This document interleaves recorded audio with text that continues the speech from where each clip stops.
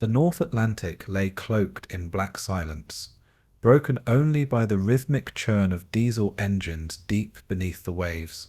Inside the steel hull of U-553, sweat and oil mixed in the air like an invisible fog. Red lights bathed the narrow compartments, turning men's faces into masks of blood and shadow. Each breath was measured, shallow and precious in the stale atmosphere. The sound of distant propellers trembled through the metal, a heartbeat echoing from above. Captain Carl Muller peered through the periscope, his gloved hands steady despite the tension coiling through his crew. Beyond the lens, faint silhouettes of Allied ships glimmered against the dim moonlight. A convoy, 40 merchantmen under escort, moved like a slow steel city across the Atlantic. The hunters had found their prey.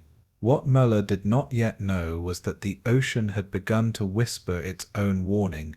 "Surface," he ordered, and the diesel engines roared to life with a guttural growl that vibrated through every rivet. The U-boat rose like a ghost breaking the surface, water cascading from its hull in silver streams. Men climbed the conning tower, their breath forming brief clouds in the freezing air. Above them the night was vast and cold, stars wheeling over the endless sea. A bitter wind carried salt, and the faint scent of oil, the trail of the convoy that led them here. The watch officer scanned the horizon, whispering bearings into his throat microphone. The captain's eyes narrowed as he traced the outlines of the escort destroyers weaving along the convoy's flanks. "They have teeth now," he muttered, almost to himself. The sea was no longer an empty battlefield. It had become a trap. Somewhere beyond the horizon, Allied radar screens were already blinking awake.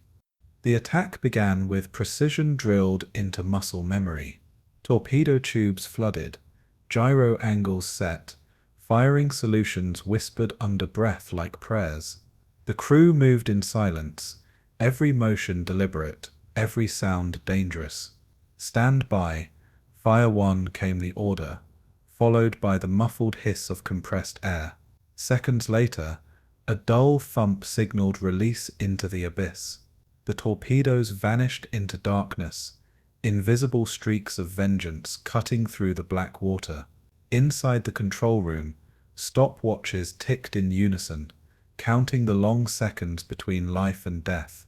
Then the ocean erupted, a column of fire and spray where a merchant ship had once sailed. For a fleeting moment, the hunters believed the night belonged to them again. The illusion shattered as the first depth charges fell. The sea convulsed with violence, shock waves slamming into the submarine like sledgehammers. Light bulbs flickered, pipes screamed, and men were thrown against steel walls. Someone shouted that the hull was cracking, but the captain's voice cut through the chaos.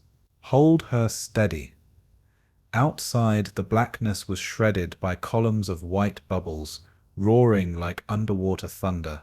Each explosion drew closer, each echo sharper than the last.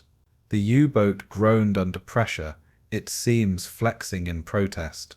Dust and sweat drifted in the air like smoke, coating every face with fear. The hunters had become the hunted in an instant, and above them destroyers circled like wolves. In the narrow confines of the control room, time lost meaning. Sweat dripped from brows onto chart tables as officers whispered course corrections over the pounding of the sea. The helmsman's knuckles were white on the wheel, his eyes fixed on trembling gauges. Every man waited for the next explosion, knowing any miscalculation could crush them like an eggshell. "Down to 150 meters, Meller ordered, his voice steady, though his pulse raced. The ballast tanks groaned as the submarine sank deeper into the crushing dark. Hull plates pinged softly, each metallic note a reminder of the pressure that could flatten them. Then, silence. For a long moment, no one dared breathe. In that stillness, The ocean pressed against them like a living thing, listening. Up above, the convoy was no longer helpless. Radar pings swept the waves like invisible searchlights, each pulse tightening the Allied net. A corvette dropped flares that turned the sea into a blazing silver plain.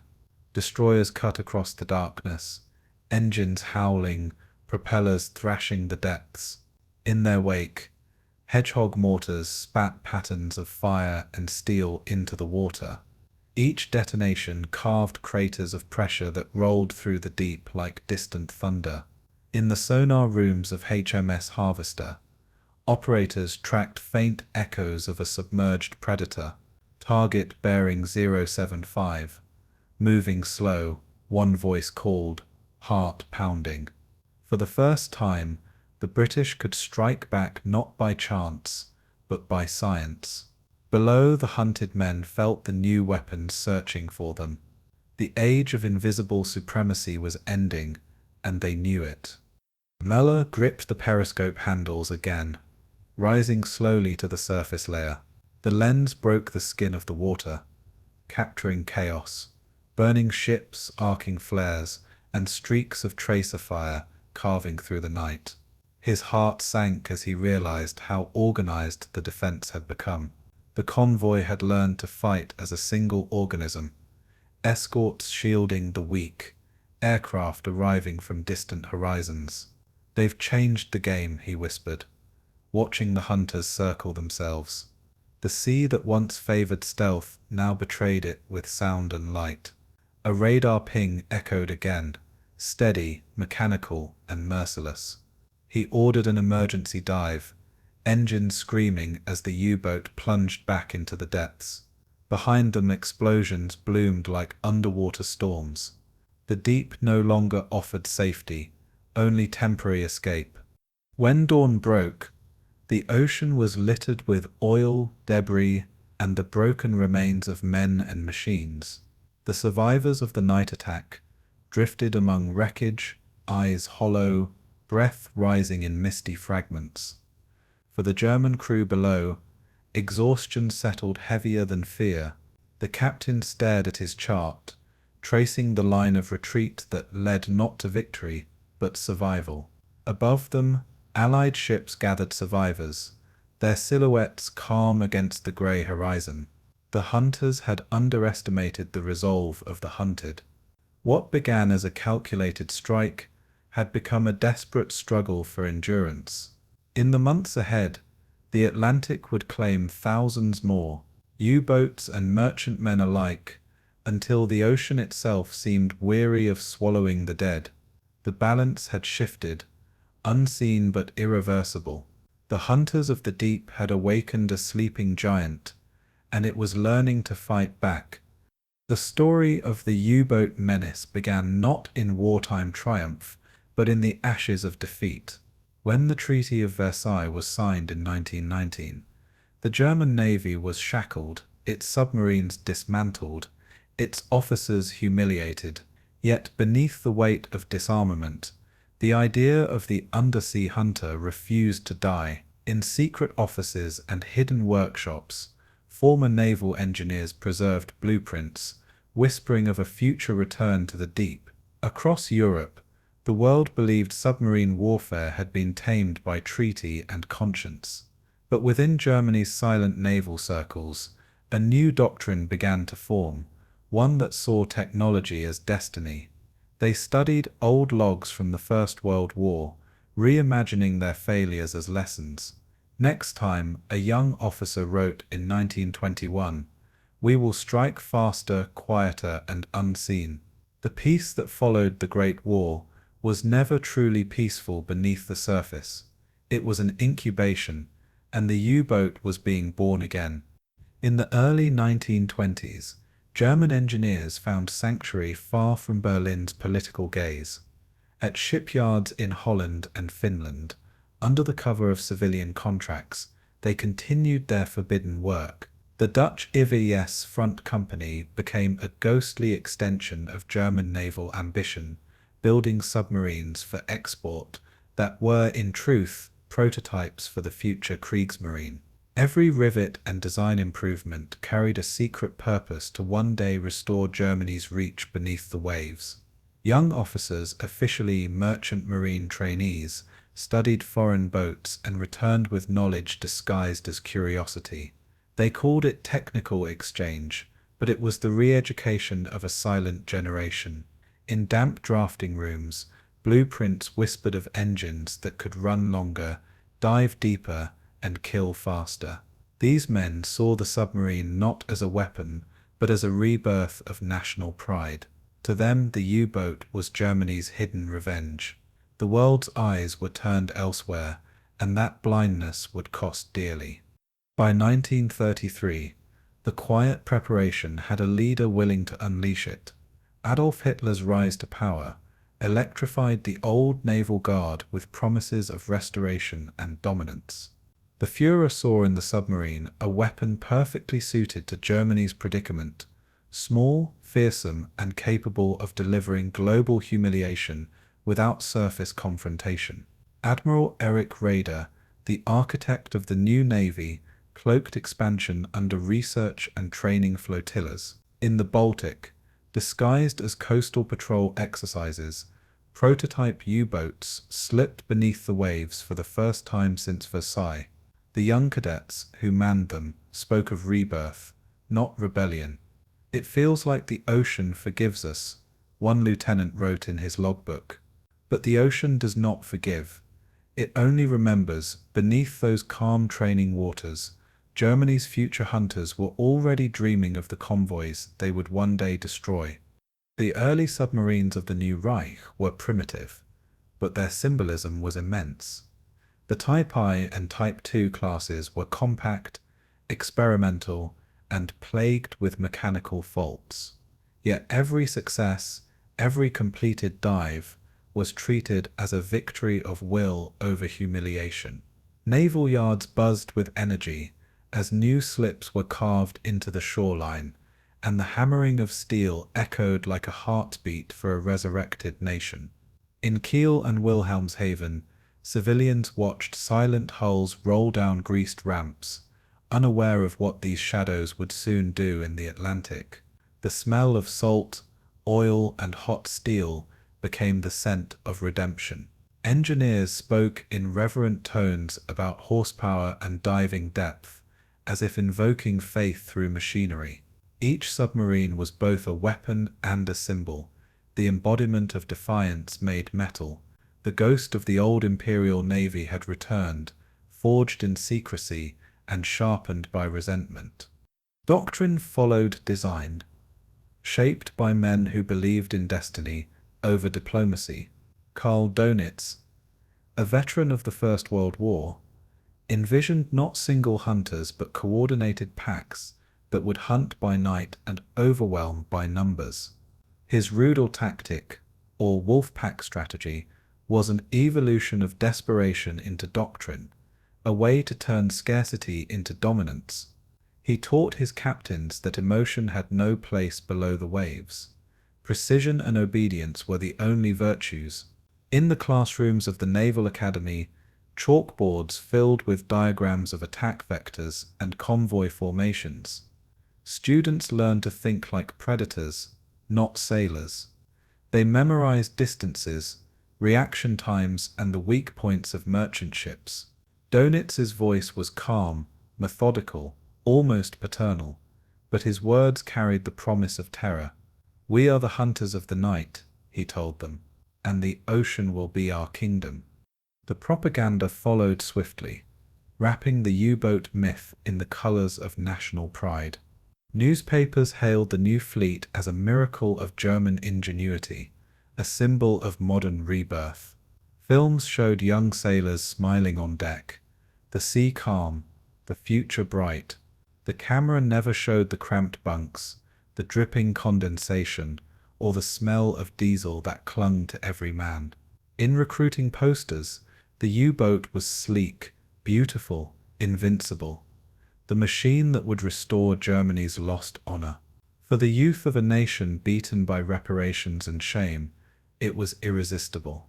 They volunteered in thousands, drawn by glory and revenge, disguised as duty. In training yards, the air smelled of iron and ambition. The officers watched them march, and saw an army of ghosts, reborn from the depths. Pride had become purpose, and purpose had become faith. By the mid-1930s, the ocean once again carried German shadows.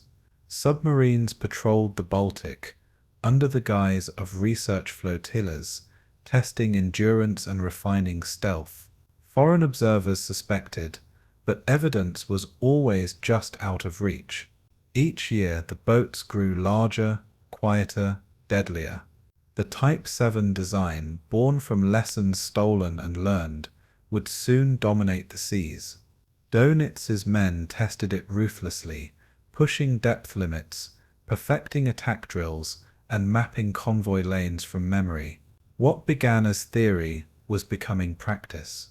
The ocean floor echoed with their engines, like the distant footsteps of something awakening. In these years of preparation, Germany's submariners believed themselves chosen, a brotherhood set apart from the world above. Destiny was no longer a dream. It was being built bolt by bolt beneath the waves. When the world drifted toward war again in 1939, the U-boats were ready. 2 decades of secrecy had crafted a weapon born from humiliation, refined through obsession, and baptized in steel. As convoys formed and navies armed, few in London or Washington realized the depth of Germany's preparation. The Wolfpacks that would haunt the Atlantic had already memorized their routes, their prey, and their purpose. In Berlin, the admirals spoke of maritime strategy.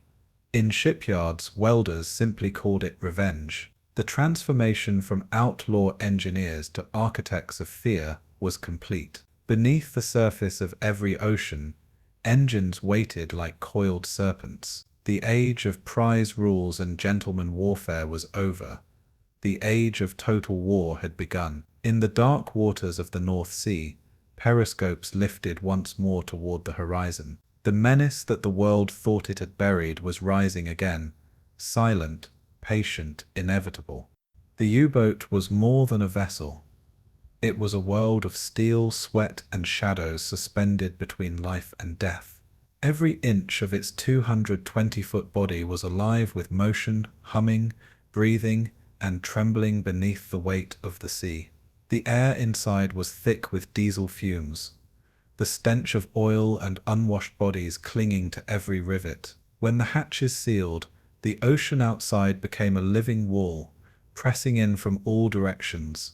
The hum of the engines was constant, a low growl that vibrated through bone and memory. Lights flickered red to preserve night vision, turning faces into specters in the narrow corridors. Pipes hissed, valves groaned, and the rhythmic slosh of bilge water marked the pulse of this mechanical beast. Men spoke in whispers, as though afraid to wake it. To serve aboard a U-boat was to be swallowed by it, body, mind, and soul. It was not merely a machine, it was a predator that demanded devotion. 45 men shared this floating coffin, their lives measured in rotations, shifts, and shallow breaths. They slept in shifts called hot bunking, one man's rest ending as another's began in the same damp sheets. Privacy did not exist, and yet camaraderie was forged in the furnace of confinement. The sound of snoring, coughing, and dripping condensation was the night's lullaby. Meals were eaten elbow to elbow, the air heavy with the smell of tinned meat and black coffee. Every face glistened with sweat, lit by the dull glow of instrument panels. Laughter, when it came, was low and brief, a defense against the weight of silence.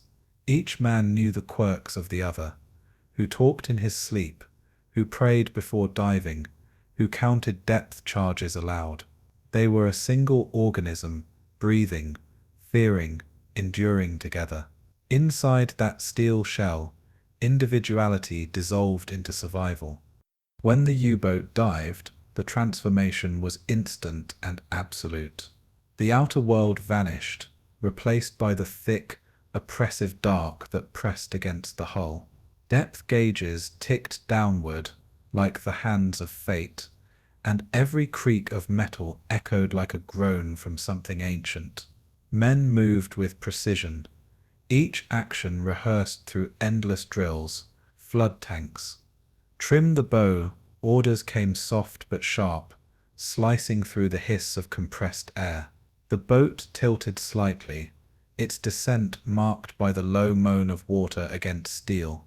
At 100 meters, the sound of pressure was unmistakable, a whisper that grew into a growl. The smell of machine oil mixed with fear, though no one spoke of it. Beneath the surface, they were no longer sailors but creatures of the deep, bound to their mechanical leviathan. For every dive, there was always the question, would it rise again? Life aboard was a symphony of endurance and ritual. Each man had his post, the helmsman's steady hands on the wheel, the engineer's ear pressed to the engine's pulse, the cook fighting heat and motion to feed them all. The captain was both priest and executioner, his word law within this iron monastery. Even in exhaustion, respect held the crew together, a fragile hierarchy forged by necessity. Letters from home arrived rarely and were read in silence, tucked away like relics from another world. The youngest sailors, barely 20, often aged a decade in a single patrol. Nights blurred into days, marked only by watch changes and the taste of recycled air. They endured the unendurable because there was no alternative but madness. The U-boat had no room for weakness, only the will to survive another depth charge, another patrol, another dawn unseen. The engine room was its own world, a hellish chamber of heat, noise, and vibration. The twin diesel engines roared like caged beasts when surfaced, filling the compartment with choking exhaust. Men stripped to their waists, their skin glistening under red light, muscles working in rhythm with pistons and valves. It was the heart of the machine, beating with violent precision. Every rattle and hiss carried meaning, a whisper of potential disaster, a promise of movement.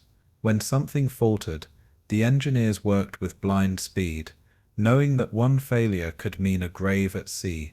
Sweat stung their eyes as they fought with wrenches and oil-soaked cloths. "Keep her alive," the chief engineer would mutter, as if speaking to a living thing. The boat responded with a deep mechanical growl. The men and the machine breathed together, bound in a pact of survival. Moments of stillness were rare, but when they came, they were haunted by the sound of the ocean itself. The hull creaked softly, expanding and contracting with the shifting pressure. Drips of condensation fell like slow, steady rain onto steel floors. Some men prayed, others smoked in silence, watching the pale blue flame flicker in the draft. They spoke of home, of wives, children, and fields that no longer existed beyond memory. A few joked, their laughter brittle as glass. Then the sonar operator would stiffen, headphones pressed tight. A faint ping echoed through the hull.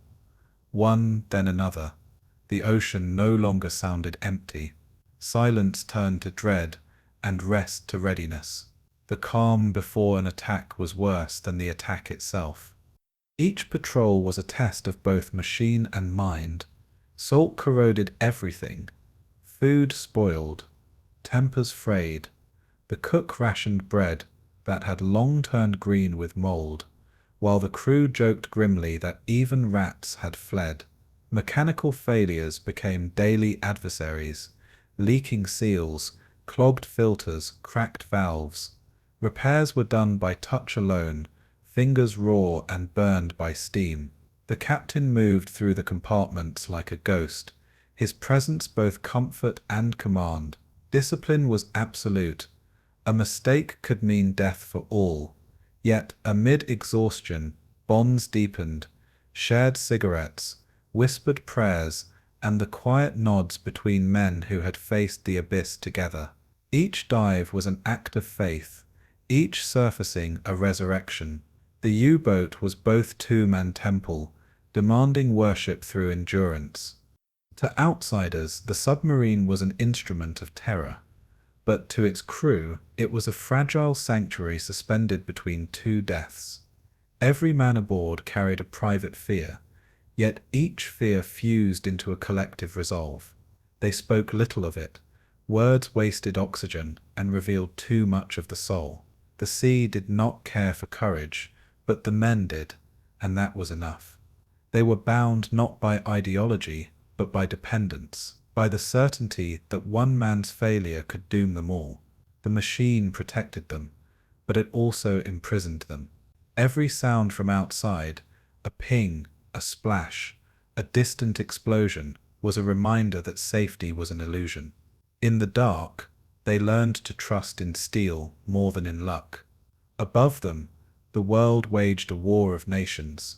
Below, in the narrow halls of a living submarine, the war became personal, a contest between man, machine, and the merciless sea. It began with a whisper on the radio, faint Morse code pulsing through static, bouncing off clouds and waves alike. A single U-boat had sighted a convoy, and its captain sent the signal that would awaken the pack. Across hundreds of miles, submerged hunters stirred from their silent patrols, adjusting course toward a single set of coordinates in the black Atlantic. The doctrine was simple, ruthless, and efficient. The Rudel tactic, or Wolfpack tactic.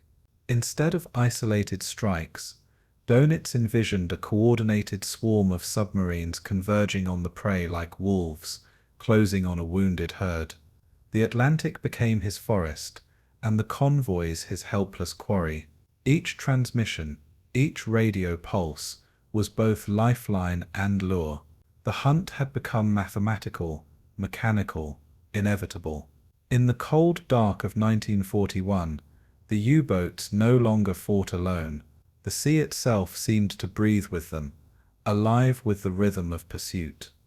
A typical Wolfpack attack began at dusk, when the ocean blurred into shadow and the sky swallowed its horizon. Surfaced under moonlight, the U-boats moved at full speed, their low profiles slicing through the waves like blades. The night hid their approach, and the diesel engines throbbed beneath decks as the crews prepared their torpedoes. In the distance, the convoy shimmered faintly, a line of flickering lights barely visible through the mist. The lead boat would take the first shot, striking the outer edge, breaking order and sowing confusion.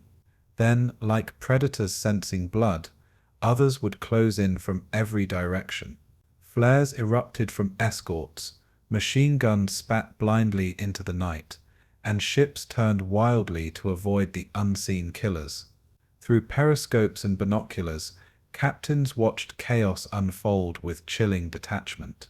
Each explosion illuminated the waves like lightning over a battlefield. For a few moments, the sea burned brighter than the stars. Communication was the weapon that bound them. From bunkers in occupied France, Admiral Donitz directed his packs through encrypted radio bursts, each order a thread weaving the hunters together. The Befehlshaber der Unterseeboot, BDU, became the brain of an organism stretched across the Atlantic. Signals officers in the cramped radio rooms hunched over flickering lamps, translating orders through the whine of interference. Maintain shadow, do not attack. Others converging, the messages would read. Captains obeyed without question, often sailing for hours in parallel silence, waiting for the kill signal. It was coordination at an unprecedented scale. Dozens of boats, hundreds of men, guided by a commander they would never see.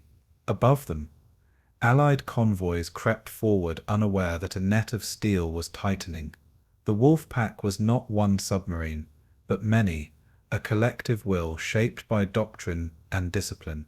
The ocean was no longer random chaos. It was choreography. To the men inside those boats, the Wolfpack's success carried both thrill and terror. They were no longer isolated hunters, but pieces of a vast design that thrived on timing and precision. When contact was made, adrenaline surged through the hull like an electric current. Torpedoes loaded, engines throttled, and the crew braced for the attack order. Fire 1, Fire 2. The hiss of compressed air signaled another kill released into the deep. Explosions rolled across the water, followed by cheers that quickly turned hollow in the red-lit control rooms.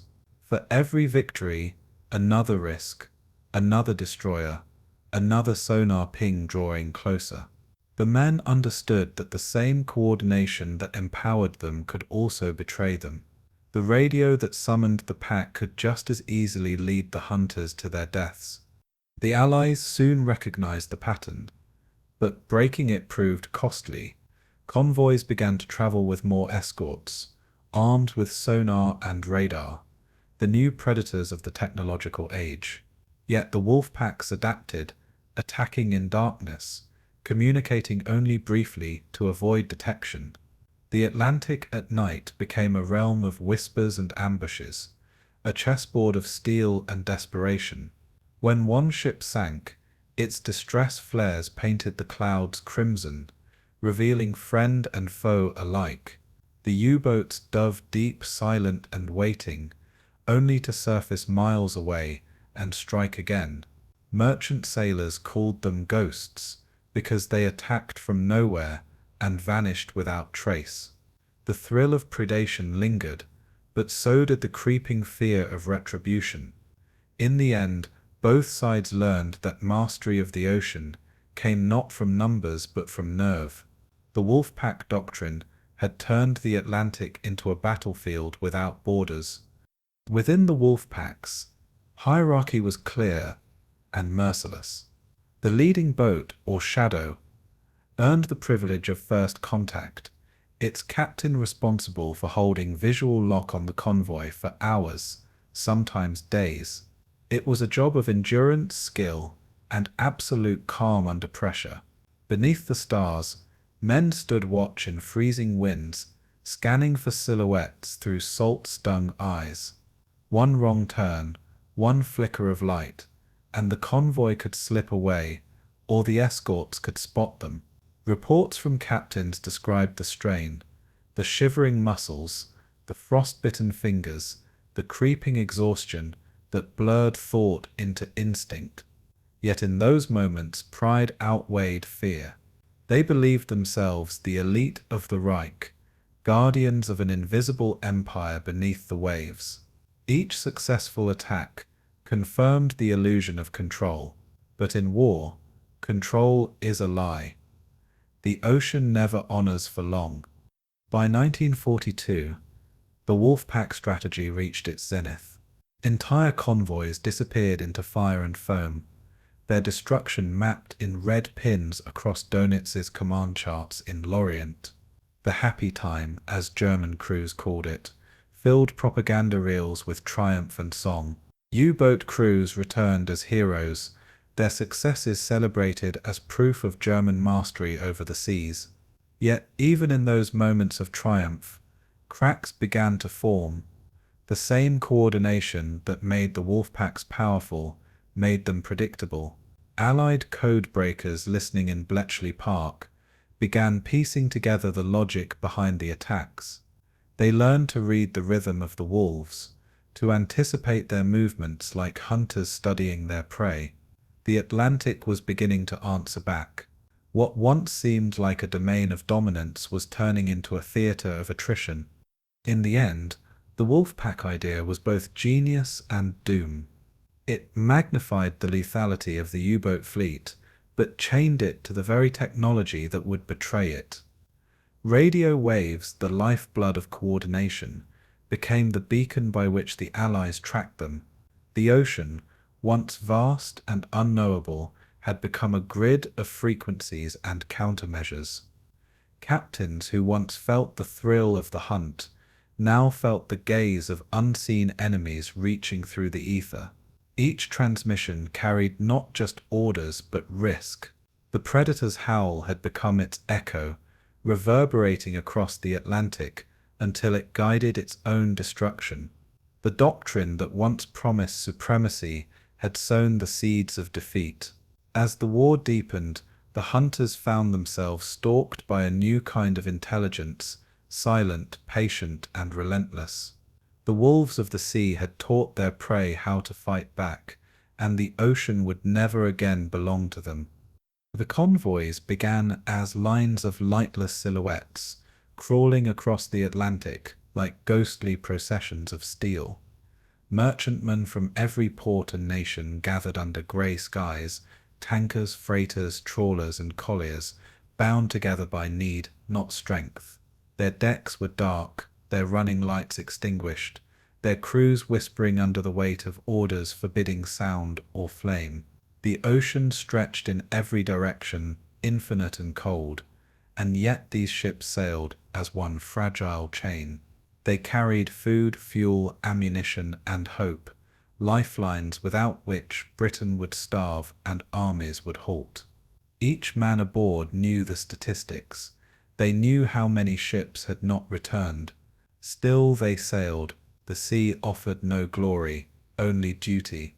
As engines droned in unison, the convoy took shape, slow, vulnerable, determined. Against the unseen wolves below, these ships would form their own kind of courage.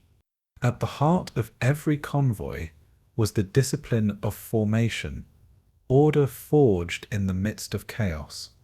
Ships moved in tight grids, 15 cables apart, their wakes weaving pale scars across the black water. Signal lamps blinked silently between bridges, each message a flash of reassurance in the darkness. In the lead, the Commodore's ship carried the responsibility of navigation, its crew awake for days on end, charting the invisible corridors of safety. Around the merchant columns circled their guardians, corvettes, destroyers, and armed trawlers, the thin shield against the abyss.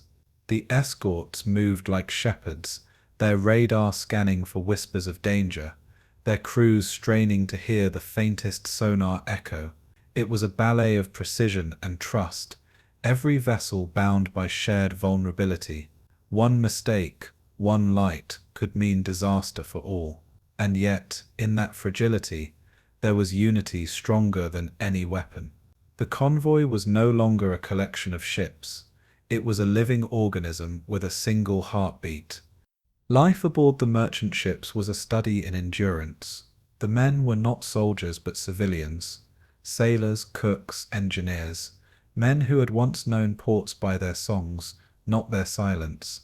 They worked in shifts of 4 hours on, 4 hours off, sleep stolen between the groan of hulls and the crash of waves. Meals were eaten standing, one hand on the table to steady tin plates against the ship's roll. The air smelled of salt, coal, and fear. At night the cold seeped through layers of wool until even thought felt frozen. Some prayed. Others smoked in defiance, watching their breath vanish into the void. Beneath the fatigue, a quiet pride endured, the knowledge that every mile forward mattered. They were the invisible front line of a war, fought not for territory but survival. In their endurance lay the unspoken heroism of ordinary men doing impossible things. The escorts were the convoy's fragile armor, built more from courage than steel.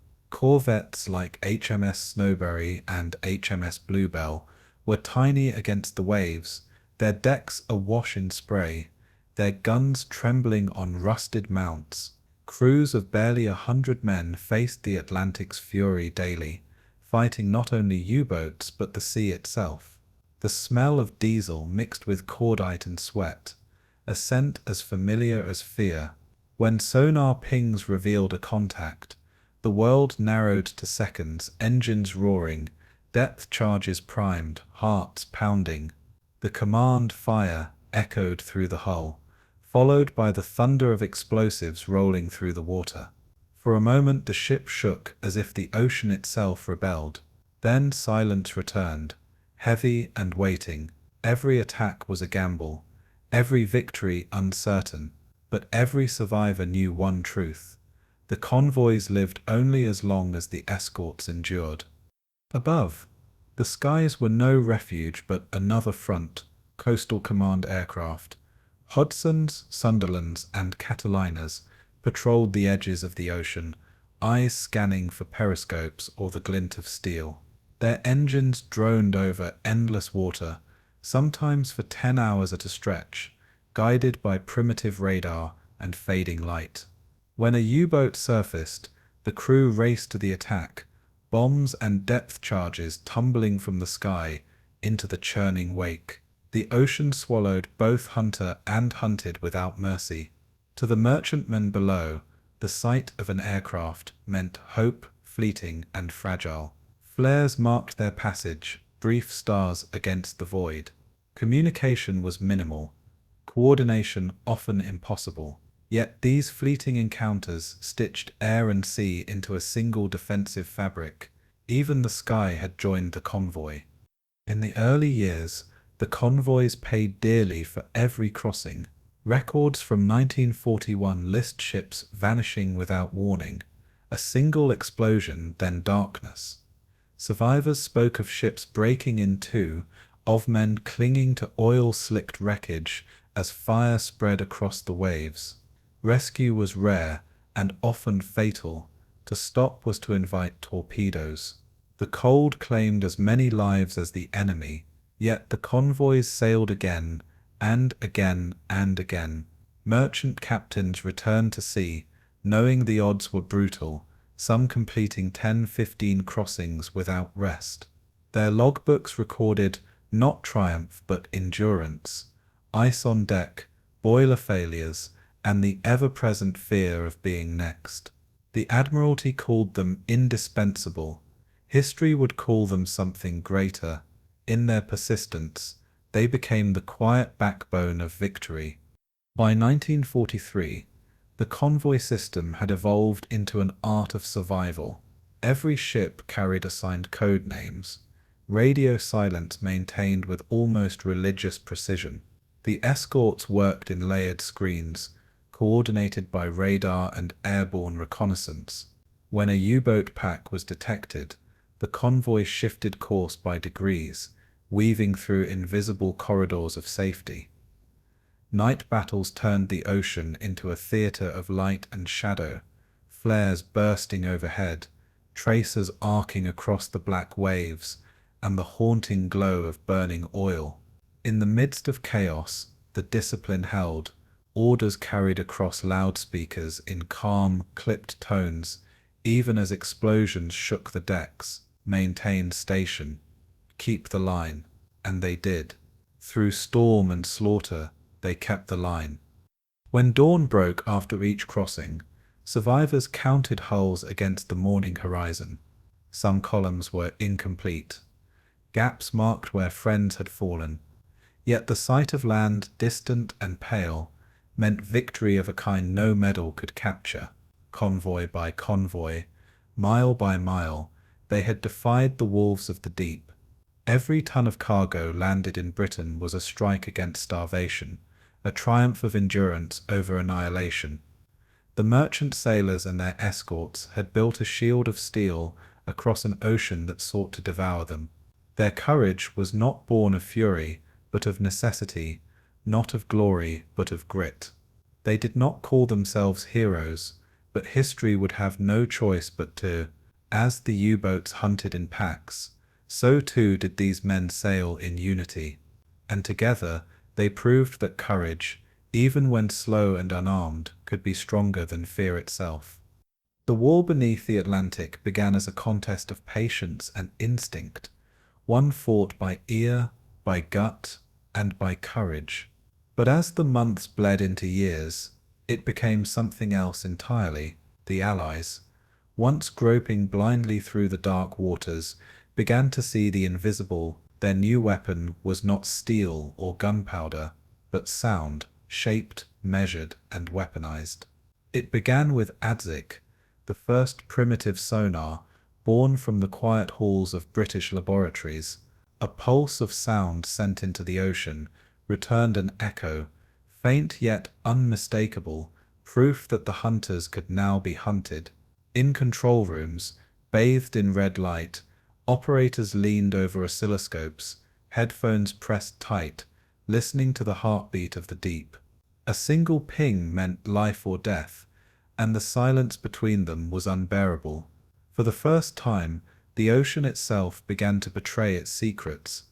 The men who worked these machines were a new breed of warrior, technicians armed not with rifles but mathematics and nerve.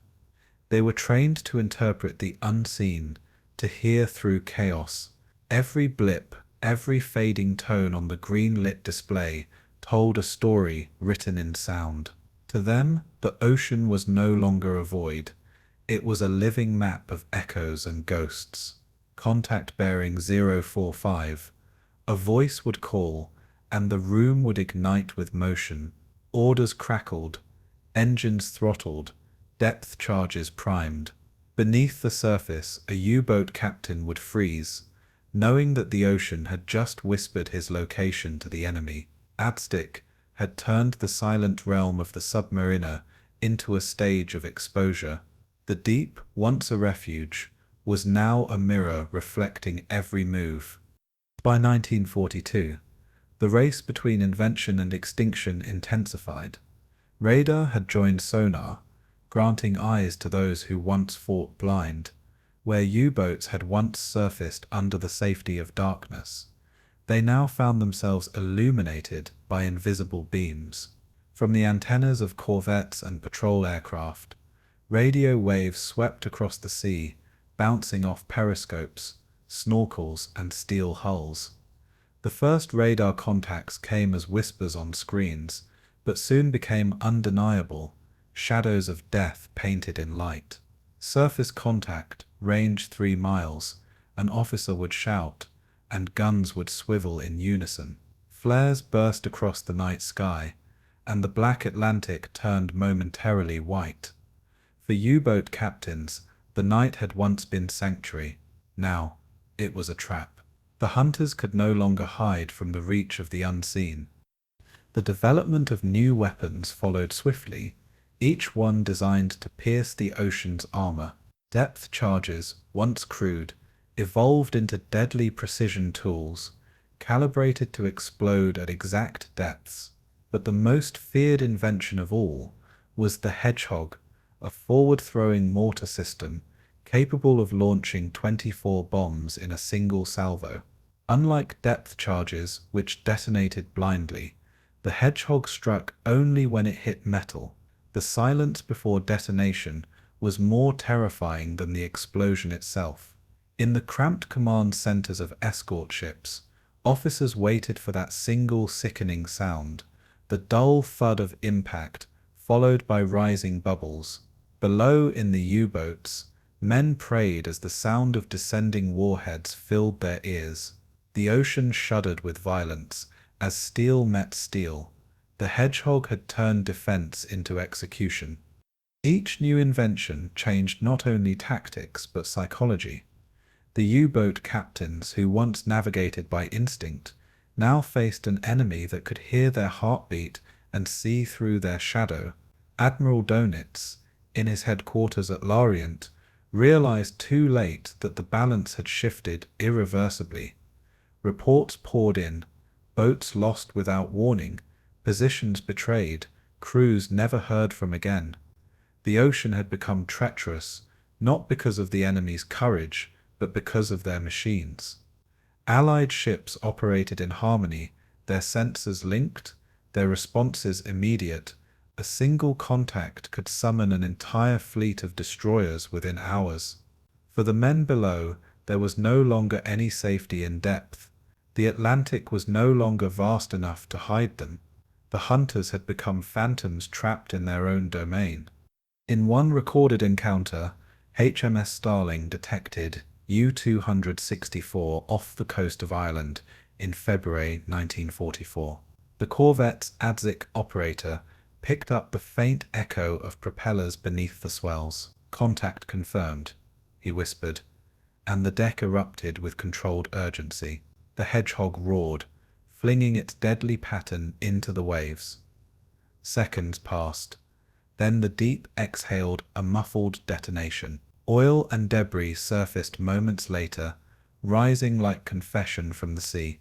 The men aboard Starling stood silent, watching the black slick spread. They had done their job, yet none felt victory. Each echo, each explosion, was a reminder that they fought an enemy who never screamed, never surrendered, only disappeared. Technology had made them efficient, but it had also made them executioners. For the U-boat crews, every dive became a descent into paranoia.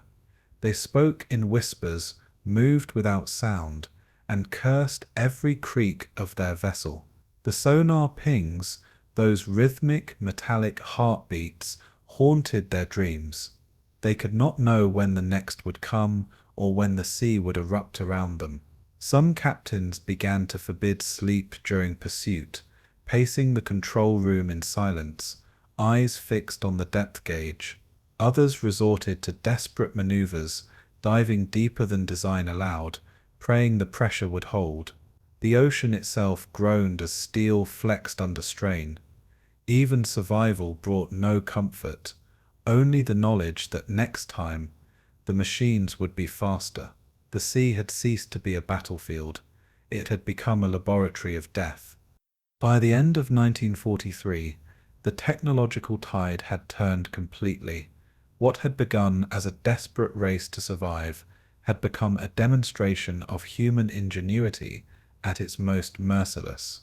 The Allies' mastery of sound and light transformed the Atlantic from a realm of hunters into a trap for those who once ruled it. The U-boat, symbol of German might and mystery, was now naked before its enemy. Every advance, every radar sweep, every sonar ping, every hedgehog salvo carried with it both precision and pity. Beneath the waves, courage was no longer enough. The machines had taken command of the war's rhythm, and as the echoes faded across the cold Atlantic, even the ocean seemed to understand the shift. The deep, once a sanctuary, had become a stage where technology rewrote the laws of survival, and where fear finally learned to speak in frequencies. In a quiet English countryside estate, surrounded by hedgerows and mist, a secret war was being fought without guns or ships. Bletchley Park looked ordinary from the outside, just another manor of brick and ivy. But behind its shuttered windows, the Allies were listening to the heartbeat of the German war machine. Inside, mathematicians, linguists, and chess champions labored over strange machines that hummed, clicked, and spat out fragments of intercepted code. Cigarette smoke curled in the cold air, mingling with the constant rhythm of typing and the hum of generators. Every scrap of data, a time, a bearing, a weather report, was a clue. The enemy's words traveled invisibly through the ether, and here they were captured, dissected and reborn as intelligence. They called it U-Ultra, and it would become the invisible hand that turned chaos into control. In these quiet rooms, the ocean's secrets began to speak, and the hunters did not know they were being watched. At the center of the German Naval Command stood the Enigma machine, a device so intricate it was believed unbreakable. It was a masterpiece of engineering arrogance, a small box of brass and bakelite that turned letters into ciphers through the rotation of electric rotors. Every night, U-boat crews received new key settings, combinations so complex that even the best minds believed them beyond reach. Captains trusted Enigma as they trusted the ocean, vast, loyal, and silent. They transmitted convoy positions, patrol orders, and refueling instructions, unaware that their confidence was the Allies' greatest advantage. What they thought was secrecy was in truth exposure. By 1941, Bletchley Park's cryptanalysts, aided by captured codebooks and the Polish groundwork that preceded them, began to unravel the impossible. Each solved message was a victory invisible to the world but devastating to the enemy. Enigma was not just a machine of encryption, it became the instrument of German self-betrayal. The process was relentless, mechanical, and almost sacred. Alan Turing's bomber machines filled entire rooms, their drums spinning like clockwork hearts. Operators fed intercepted messages through these mechanical beasts, listening to the rhythmic clatter that meant another piece of the puzzle was falling into place. When the pattern broke, when the noise stopped, someone would whisper, "We have it."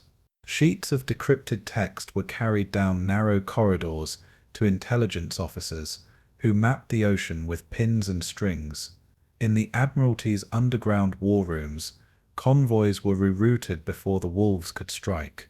Orders went out, simple and silent: change course, alter bearing, increase speed, and somewhere in the black Atlantic, a U-boat surfaced to find its prey, vanished into fog.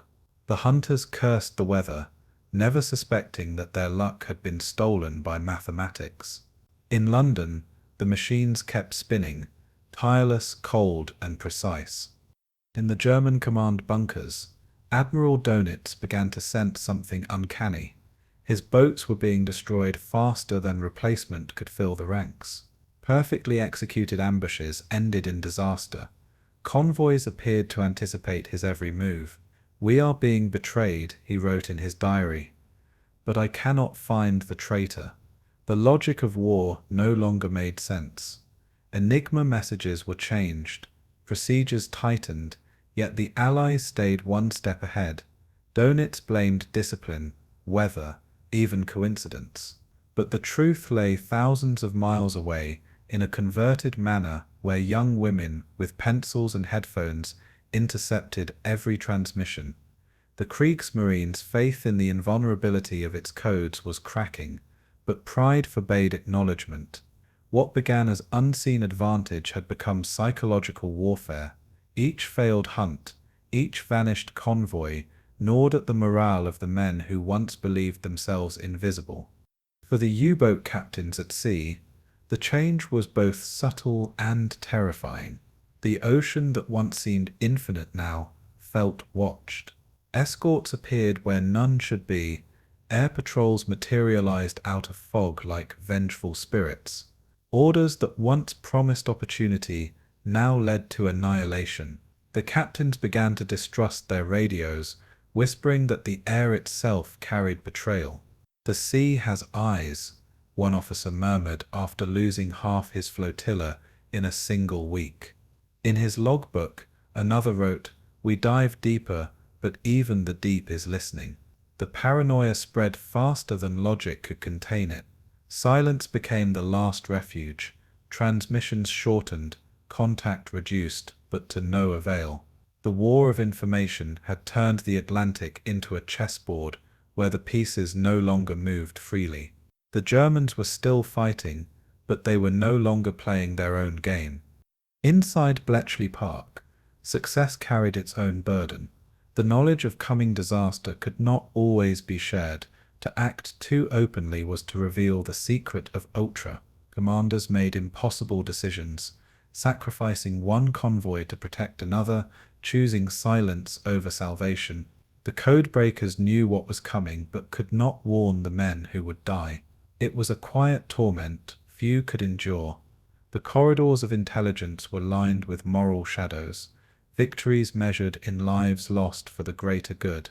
Yet their restraint ensured the survival of the secret, and with it the war's turning tide.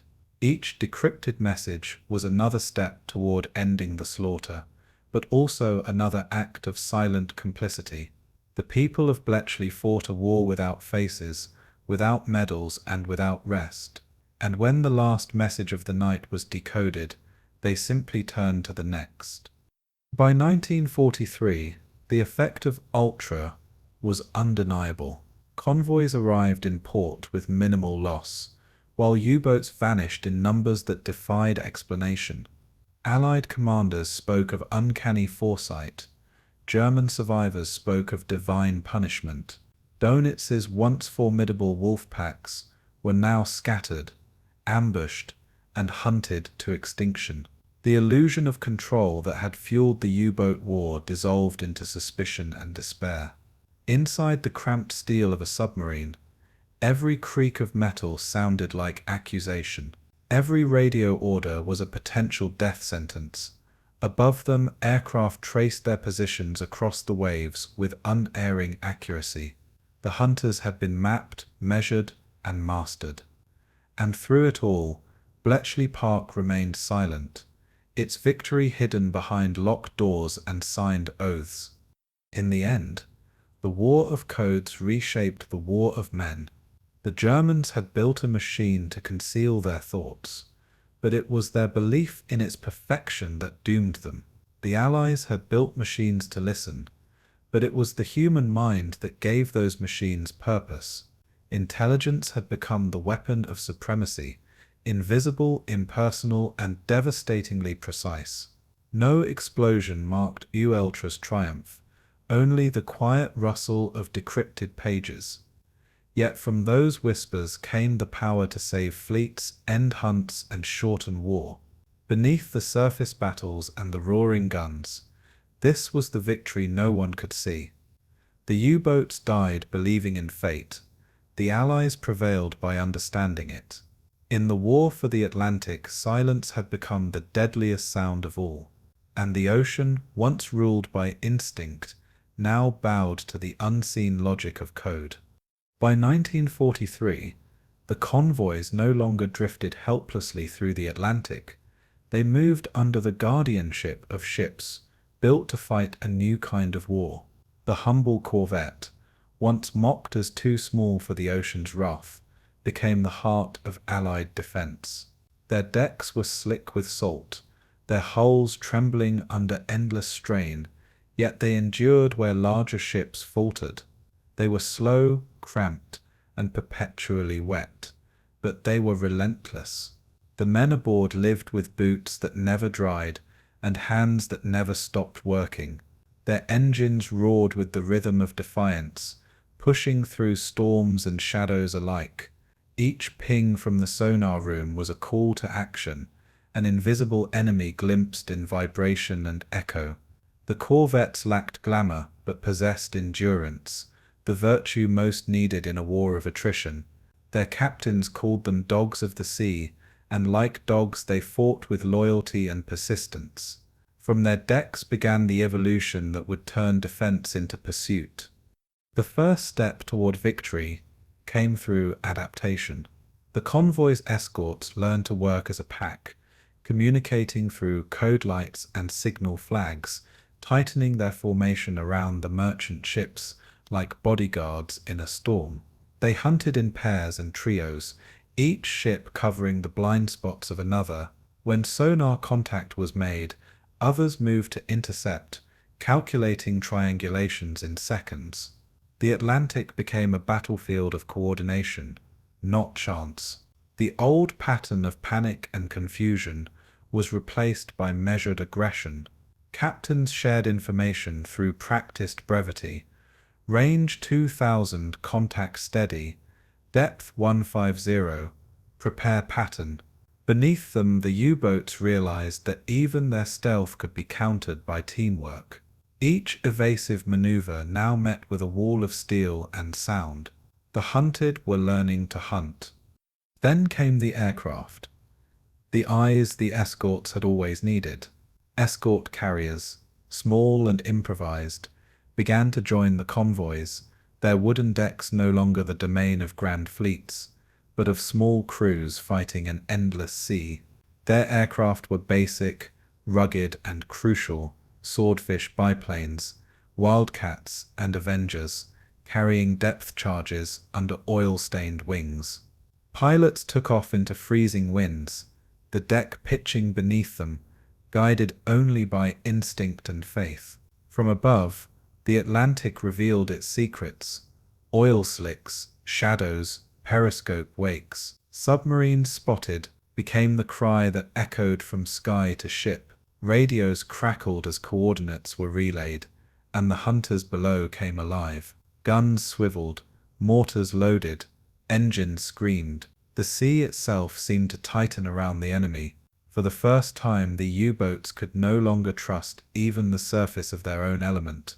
On one cold morning in May 1943, the transformation became undeniable. A U-boat surfaced to recharge batteries, just as the convoy's escort carrier Bogue launched her patrol. The pilot spotted the telltale ripple of a periscope and dove, releasing depth charges that tore open the water like thunderbolts. Moments later, the destroyer George E. Badger moved in, dropping a precise hedgehog pattern where the bubbles rose. Beneath the waves, the submarine twisted violently, hull plates buckling under the shock. Men screamed, engines failed, and the lights went out. Within minutes, the Hunter had become wreckage drifting to the bottom. The coordination had been flawless, air, sea, and sound working as one. Reports from the bridge of Bogue recorded the moment simply: target destroyed, no survivors. Above the wreck, the sea rolled back to calm indifference, but for the men watching from the Escort's deck, the silence that followed was sacred. Tactics evolved with brutal speed. The Escorts no longer waited for attack, they provoked it. Convoys acted as bait, their spacing designed to lure U-boats into overconfidence. Once contact was made, escort ships detached to form hunter-killer groups, racing toward the threat with all engines at full power. American and British coordination tightened through shared doctrine, radio discipline, and an unspoken faith in technology. The destroyer escorts, faster and sharper than corvettes, became the striking fist of this new warfare. Their sonar rooms glowed like nerve centers, manned by crews who could interpret echoes faster than thought. Bearing fixed, closing fast, one operator would murmur, and the ship would turn with surgical precision. The explosions that followed were no longer wild guesses, they were executions calculated by science. The Atlantic was turning from a graveyard into a proving ground of precision.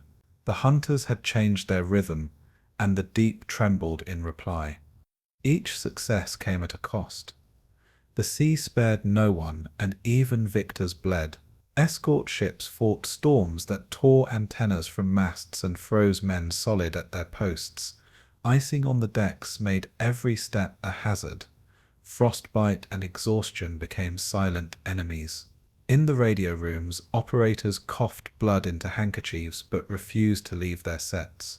Sonar men went deaf from the endless pings, their dreams haunted by the sound of their own machines. When the destroyers struck, they did so with the weight of their fallen behind them. Every U-boat sunk was a tribute to those lost to weather, fatigue, or fate. The war at sea was not glamorous, it was grinding, repetitive, and merciless. Yet every man aboard an escort knew that their endurance kept nations alive, and in that knowledge they found their purpose. By late 1943, the hunter-killer groups had perfected the art of pursuit.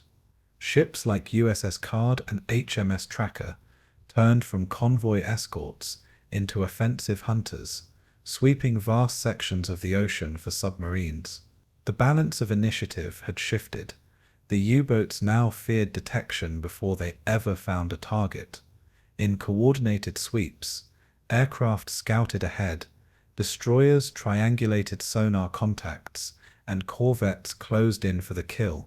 Each engagement followed the same rhythm: a ping, a burst of static, a shouted bearing, a crescendo of depth charges. The crews worked with machine-like precision, every hand knowing its part. When wreckage surfaced, cheers broke the tension, brief and restrained. The sea would claim its quiet again soon enough. What mattered was that, for the first time in years, the Allies owned the night. The hunters had become the hunted, and the ocean was changing sides. From the humble corvette to the sleek escort carrier, the evolution of the Allied fleet was a testament to adaptation. Courage had been constant, But now courage was armed with knowledge, coordination, and the cold precision of invention. The Atlantic that once devoured men and machines now echoed with the pulse of mastery. The escorts had learned the ocean's language, its silence, its deception, its cruelty, and turned it against the enemy who once ruled it. Where once there had been desperation, there was now resolve. Where there had been fear, there was focus. Each success was born not of superiority, but of endurance refined into skill. The war beneath the waves was no longer a guessing game, but a calculated duel. The convoys no longer prayed for mercy, they fought for command, and as the escorts cut through the restless sea, the Atlantic itself seemed to whisper its allegiance.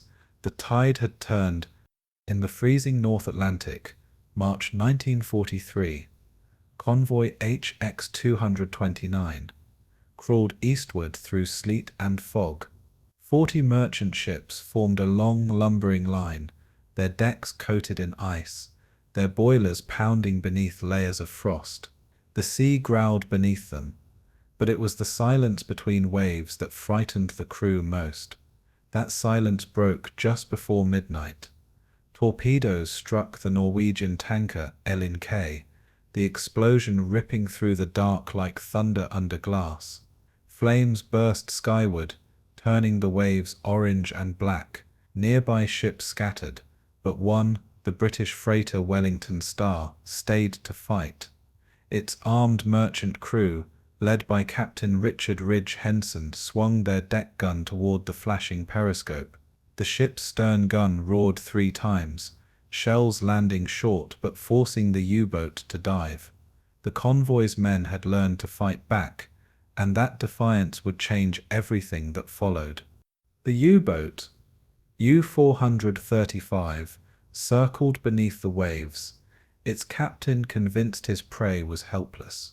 He surfaced at dawn, seeking another kill among the damaged ships. What he found instead was a trap. The Wellington Star's crew had prepared an ambush, their machine guns hidden under tarpaulins, their lookout scanning the mist with binoculars fogged by breath. As the submarine broke the surface, the merchant sailors opened fire. Tracers stitched across the conning tower, shattering its periscope and killing 2 men instantly. The Germans returned fire with a 20 mm cannon, splintering the deck and tearing through the bridge. Smoke and screams filled the air, but the freighter did not yield. Captain Henson, bleeding from a leg wound, ordered the engines full ahead and rammed the submarine's hull. Metal screamed against metal before both vessels drifted apart in a boiling wake. The U-boat sank minutes later, defeated not by destroyers but by a merchantman's rage. Farther south, in the Bay of Biscay, another battle unfolded, one that would test endurance beyond imagination. The German U-boat U-333, commanded by Kapitänleutnant Peter Kremer, prowled the waters near a British patrol line. Kremer was a veteran, sharp and methodical, known among his men as Ali, the ghost who escaped every trap. But on August 8, 1943, the ghost nearly met his end. A Royal Navy corvette, HMS Loch Tulla, detected his presence with ASIC, the dreaded sonar ping, echoing through steel and nerves alike. "Contact steady," the sonar man called, and the captain gave the order, "Prepare depth charges." The sea erupted in blasts that folded the submarine's hull like a drumskin. Inside, men were thrown against bulkheads, instruments shattered, lights flickered to red. For 13 hours, U-333 fought to survive in the deafening dark, hunted, battered, half-blind. Survival became not a tactic, but a miracle measured in oxygen and faith. At 180 meters, Kremer's submarine groaned like a dying beast. Rivets popped from the pressure, gauges spun wildly, and the crew worked by the dim light of emergency lamps. "We go no deeper," the engineer warned. voice trembling. Kremer nodded, calm but hollow-eyed, his hands blackened with oil. They cut power and drifted silently, pretending to be wreckage. Above, Loch Toller circled, waiting for the telltale shimmer of rising bubbles. Hours passed. The crew whispered prayers in a dozen dialects. When darkness fell, the corvette withdrew to refuel, believing the kill complete. Kremer ordered his men to surface in silence, their faces ghostly in the moonlight. They had lived through the impossible, but the captain's eyes betrayed the truth. He had seen the ocean turn from ally to executioner, and he knew their time was running out. The final story began not in attack, but in rescue.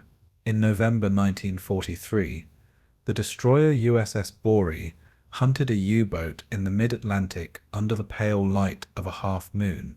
The radar picked up a faint echo, and the ship accelerated, cutting through swells like a blade through silk. When contact was confirmed, depth charges thundered into the night. Then, silence. Moments later, U-405 surfaced directly ahead, its deck gun spitting fire in defiance. Captain Charles Hutchins ordered full speed. The destroyer rammed the submarine broadside, grinding steel against steel in a collision that shook both vessels to their cores. Sailors on both decks fired pistols, flares, and rifles at point-blank range. It was no longer a hunt. It was hand-to-hand combat in the middle of the Atlantic. For 10 chaotic minutes, the two vessels locked together, drifting through foam and smoke. German sailors tried to climb aboard Bory, only to be beaten back by rifle butts and bursts from Tommy guns.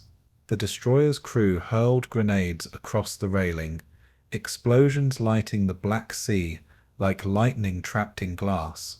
Below decks, engineers fought to keep the engines alive as seawater poured through ruptured bulkheads. "Keep her turning," Hutchins shouted, his voice cutting through the roar. The ship separated finally, both wounded and burning. Bory's guns fired one last salvo, shells slamming into the submarine's conning tower. Flames engulfed the U-boat before it slipped beneath the waves forever. The destroyer's crew cheered, but their victory came at a cost. The sea had claimed her too. Within hours, Bory was scuttled, her crew rescued by fellow escorts. Survivors of that battle later spoke of the strange quiet that followed. The ocean was calm. One sailor recalled, as if it was waiting for us to remember what we'd done. They had fought in a war where the enemy was rarely seen, yet that night they had looked them in the eyes. The Germans had died with courage. The Americans had fought with fury. Both had bled into the same indifferent sea. The line between predator and prey had blurred completely. Rescue ships arrived at dawn, pulling men half-frozen from rafts and oil-streaked debris. Some wept, others simply stared at the horizon. The wreckage drifted in silence, carrying ghosts of both sides beneath the waves. No one spoke of revenge, only survival. These encounters of merchantmen who fought back, captains who defied fate, and escorts who turned hunters, captured the essence of the Atlantic War. It was a conflict fought not by giants, but by men whose courage outweighed their fear. Each battle was personal, each victory tinged with loss. The ocean offered no witnesses, only memory. In the vast theater of war, these moments shone like flares against the darkness, brief, brilliant, and consumed by the waves.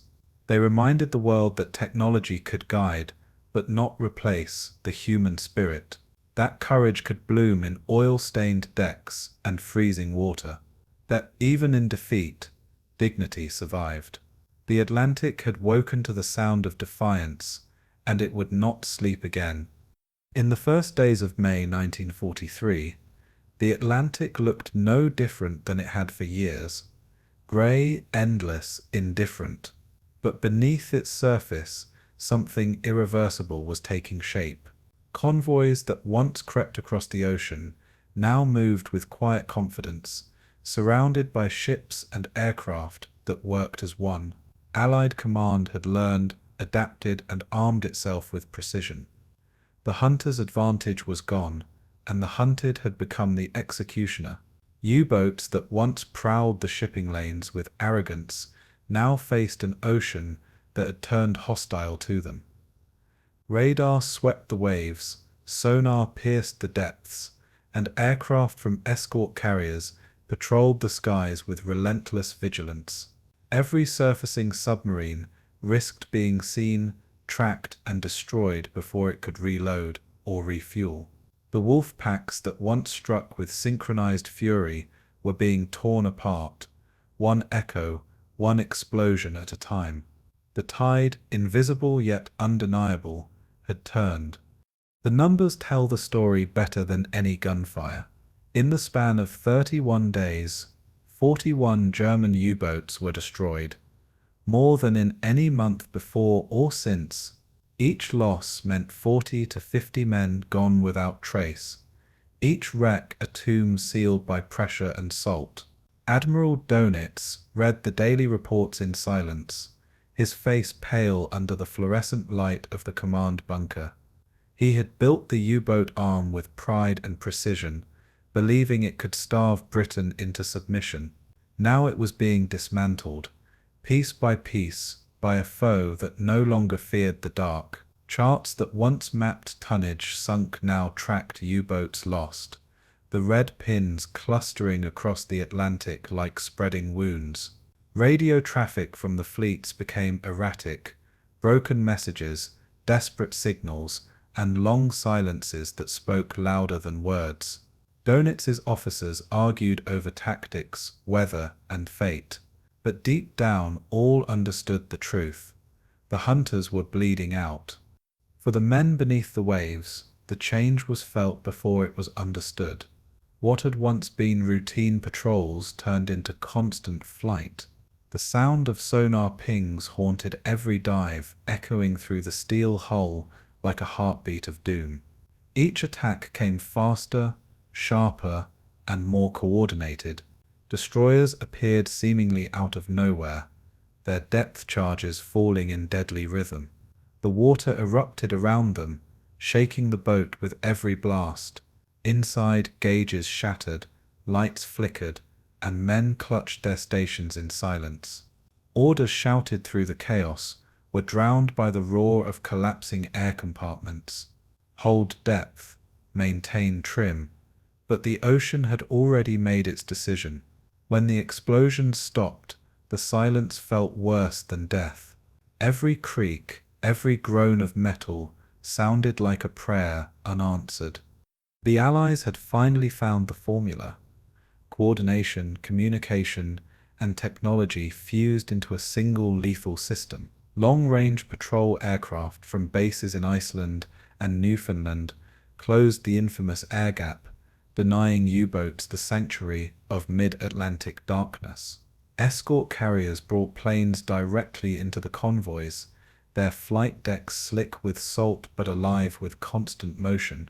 Liberators equipped with centimetric radar and lee lights hunted submarines through fog and moonless nights. Even the smallest shadow on the water could be death from above. The U-boats, once emboldened to surface under cover of night, now found no refuge even in darkness. Crews began to speak of the sky as the enemy, an unseen eye that watched without mercy. Every time they surfaced to charge batteries, the horizon felt closer, the air heavier, the silence shorter.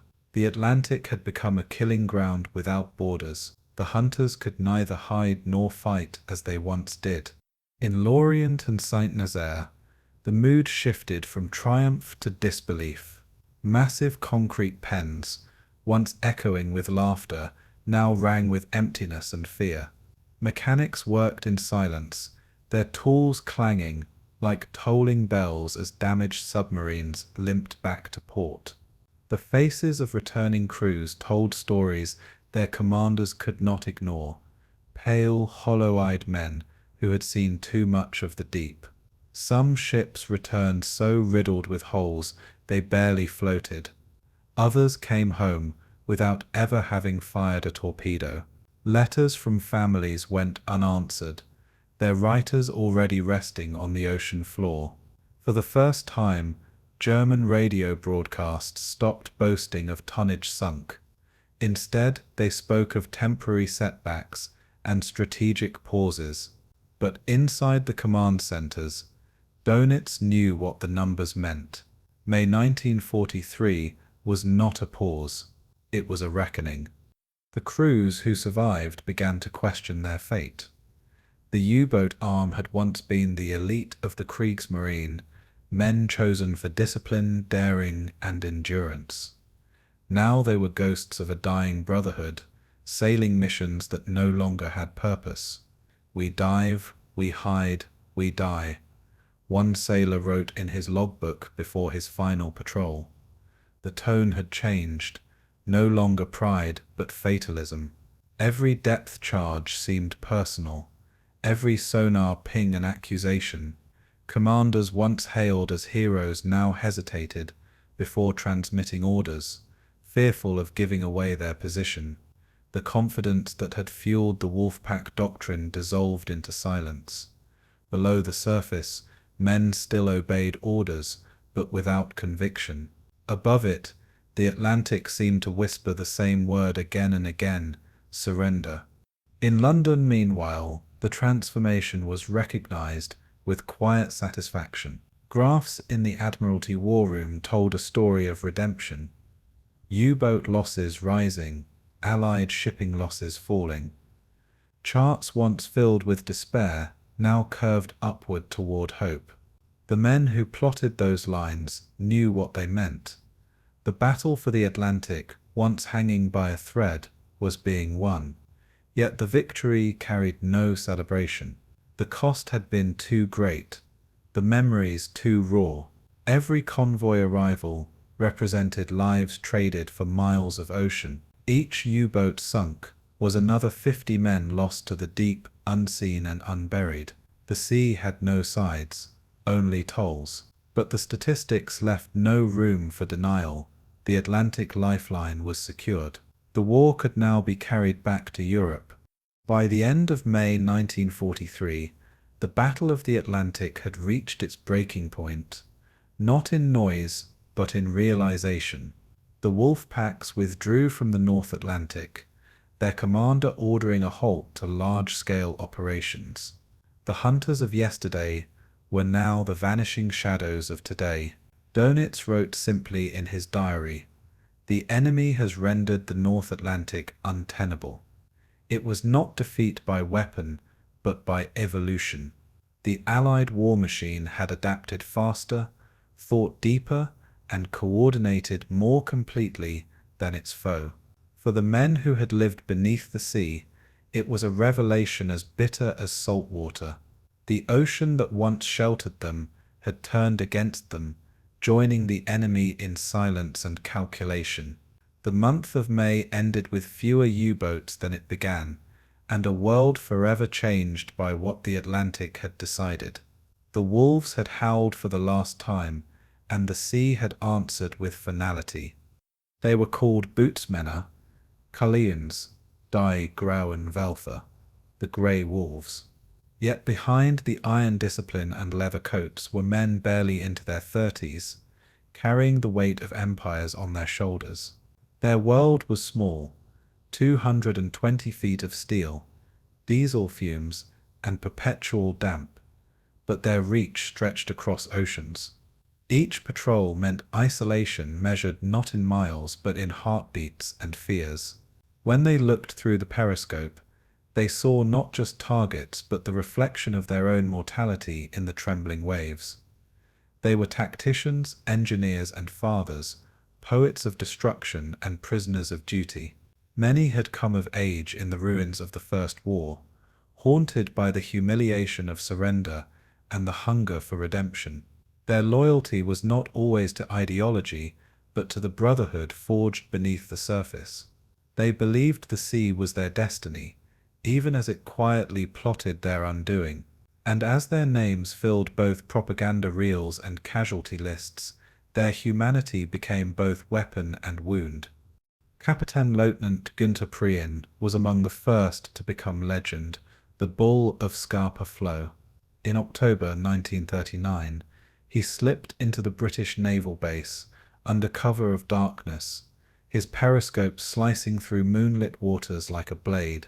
The torpedoes he fired tore through HMS Royal Oak, sending the battleship and 833 sailors to the bottom. Germany hailed him as a national hero, his face splashed across newspapers, his grin a symbol of defiance. Yet Prien's letters home told a different story, one of exhaustion, of sleepless nights haunted by the faces of the dead. "We are hunters," he wrote, "but sometimes I dream that I am being hunted by the very ships I sink." In March 1941, U-47 failed to return from patrol, disappearing into the Atlantic without a trace. There were no survivors, no wreck, no closure. The hunter had vanished into the same silence he had once commanded. The legend of Prien was sealed in absence, not victory. Others followed, drawn by duty, ambition, or sheer inevitability. Otto Kretschmer, calm, precise, and terrifyingly efficient, earned the title Silent Otto for his ability to strike without warning and vanish without trace. His torpedo tactics were mathematical, his patience legendary, but even his precision could not shield him from fate. In March 1941, U-99 was cornered by British destroyers after a night attack gone wrong. Kretschmer surfaced, saluted the enemy, and ordered his men to abandon ship. He spent the rest of the war as a prisoner, watching from afar as the U-boat arm he helped define was destroyed. Decades later, he would reflect, "We were proud, and we were fools." The ocean has no loyalty. His survival was both mercy and punishment. Among the ranks of the vanished, he was one of the few left to remember.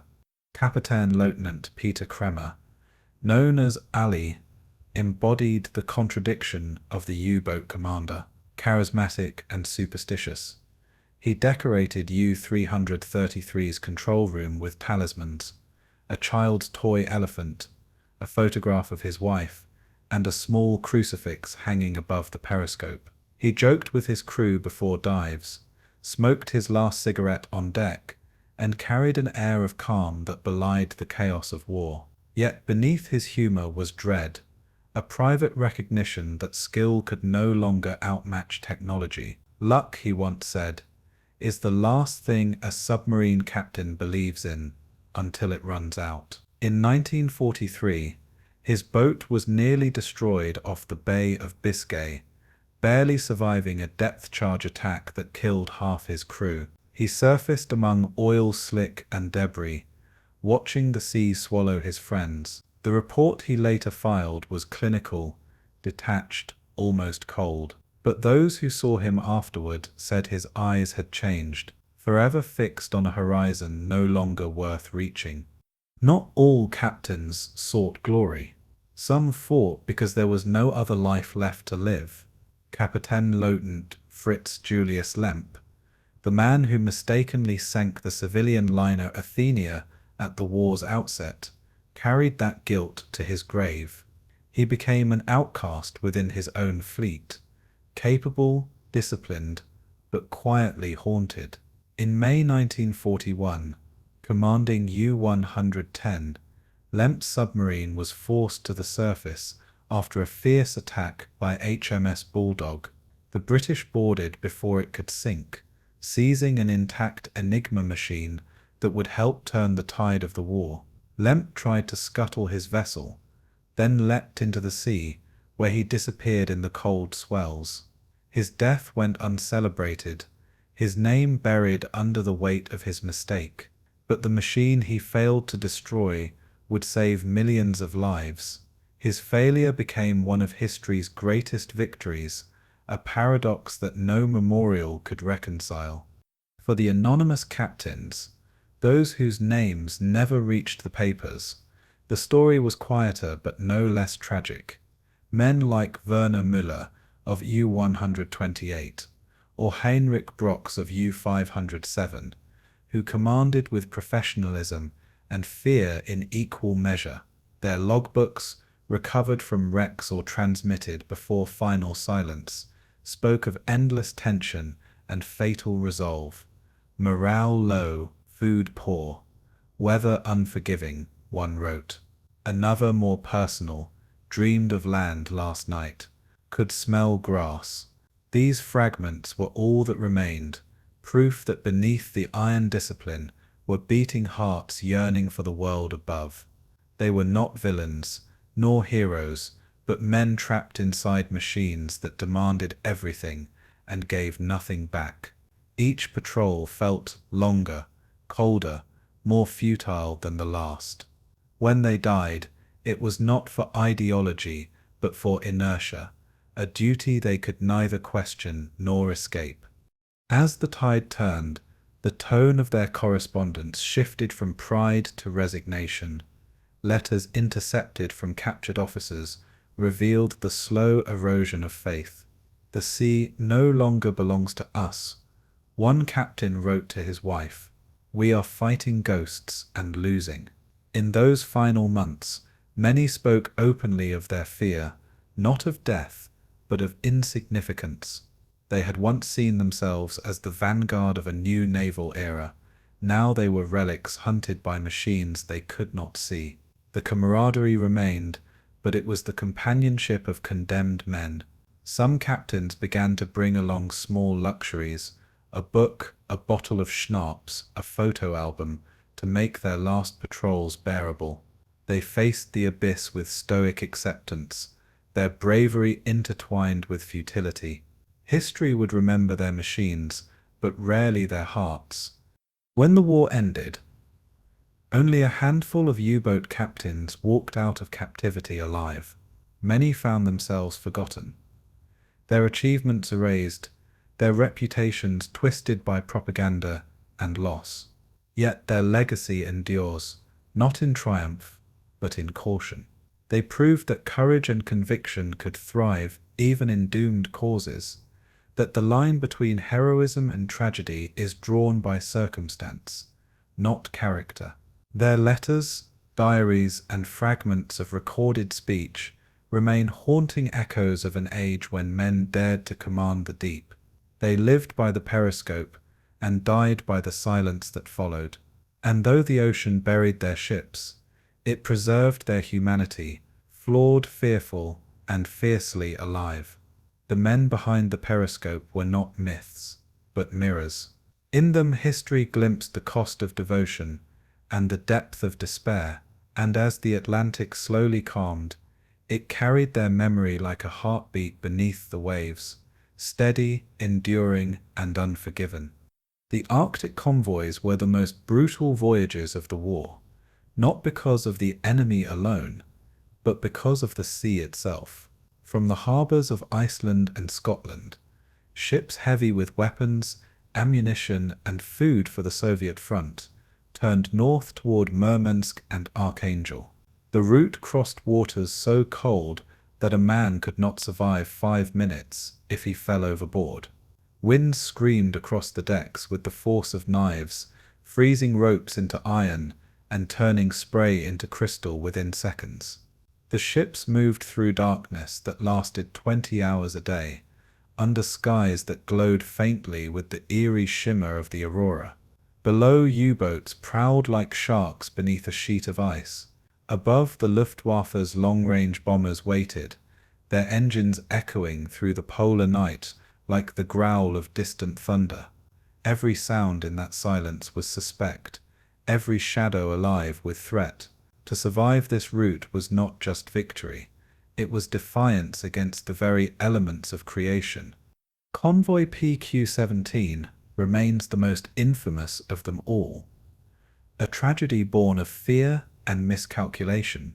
In July 1942, 35 merchant ships steamed toward the Soviet coast, guarded by a thin screen of cruisers and destroyers. Word reached the Admiralty that the German battleship Tirpitz might be on the move. Panic followed. The order came, scatter the convoy. In a heartbeat, cohesion dissolved into chaos. Ships turned in all directions, breaking formation to escape an enemy that never came. Alone, they became prey for the Luftwaffe and the U-boats waiting in the shadows. One by one, the Arctic claimed them, torpedoed, bombed, or simply lost to the cold. Of the 35, only 11 reached port. The rest sank beneath ice that closed over them like a grave. The survivors would call it not a mission, but a sentence. The sea during those runs was not blue but black, a mirror of sky and suffering. Ice formed on the decks in layers as thick as armor, each gust of wind adding another crust of death. Crews swung axes to break the weight before it capsized the ships, their hands bleeding through wool gloves frozen solid. Even the Escort struggled, their hulls cracking under the relentless cold. Diesel froze in the fuel lines, and men's breath turned to snow in their beards. One sailor aboard HMS Airedale wrote in his journal, "The sea is alive. It hates us." Radar and sonar, so reliable in the Atlantic, faltered amid the temperature extremes. Compasses spun erratically as magnetic storms distorted their readings. Everything from navigation to morale froze into fragility. In the Arctic, even victory felt temporary, because the sea demanded its due in flesh and steel. And yet, amid this cruelty, courage thrived. When U-boats struck, men ran toward the explosions, not away. Crews worked the guns barehanded to keep them from freezing, firing at periscopes barely visible through drifting snow. The smell of burning oil mixed with the metallic tang of frost, a combination both nauseating and unforgettable. Lifeboats froze to their davits, forcing survivors to leap directly into the sea.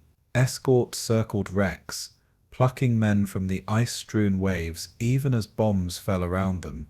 The cold burned more fiercely than fire. Sailors wept silently, their tears turning to ice before they fell. In that environment, heroism was not a word, it was a reflex. Even as ships sank and screams vanished into the gale, the convoys pushed forward, a moving wall of stubborn humanity against a world that wanted them gone.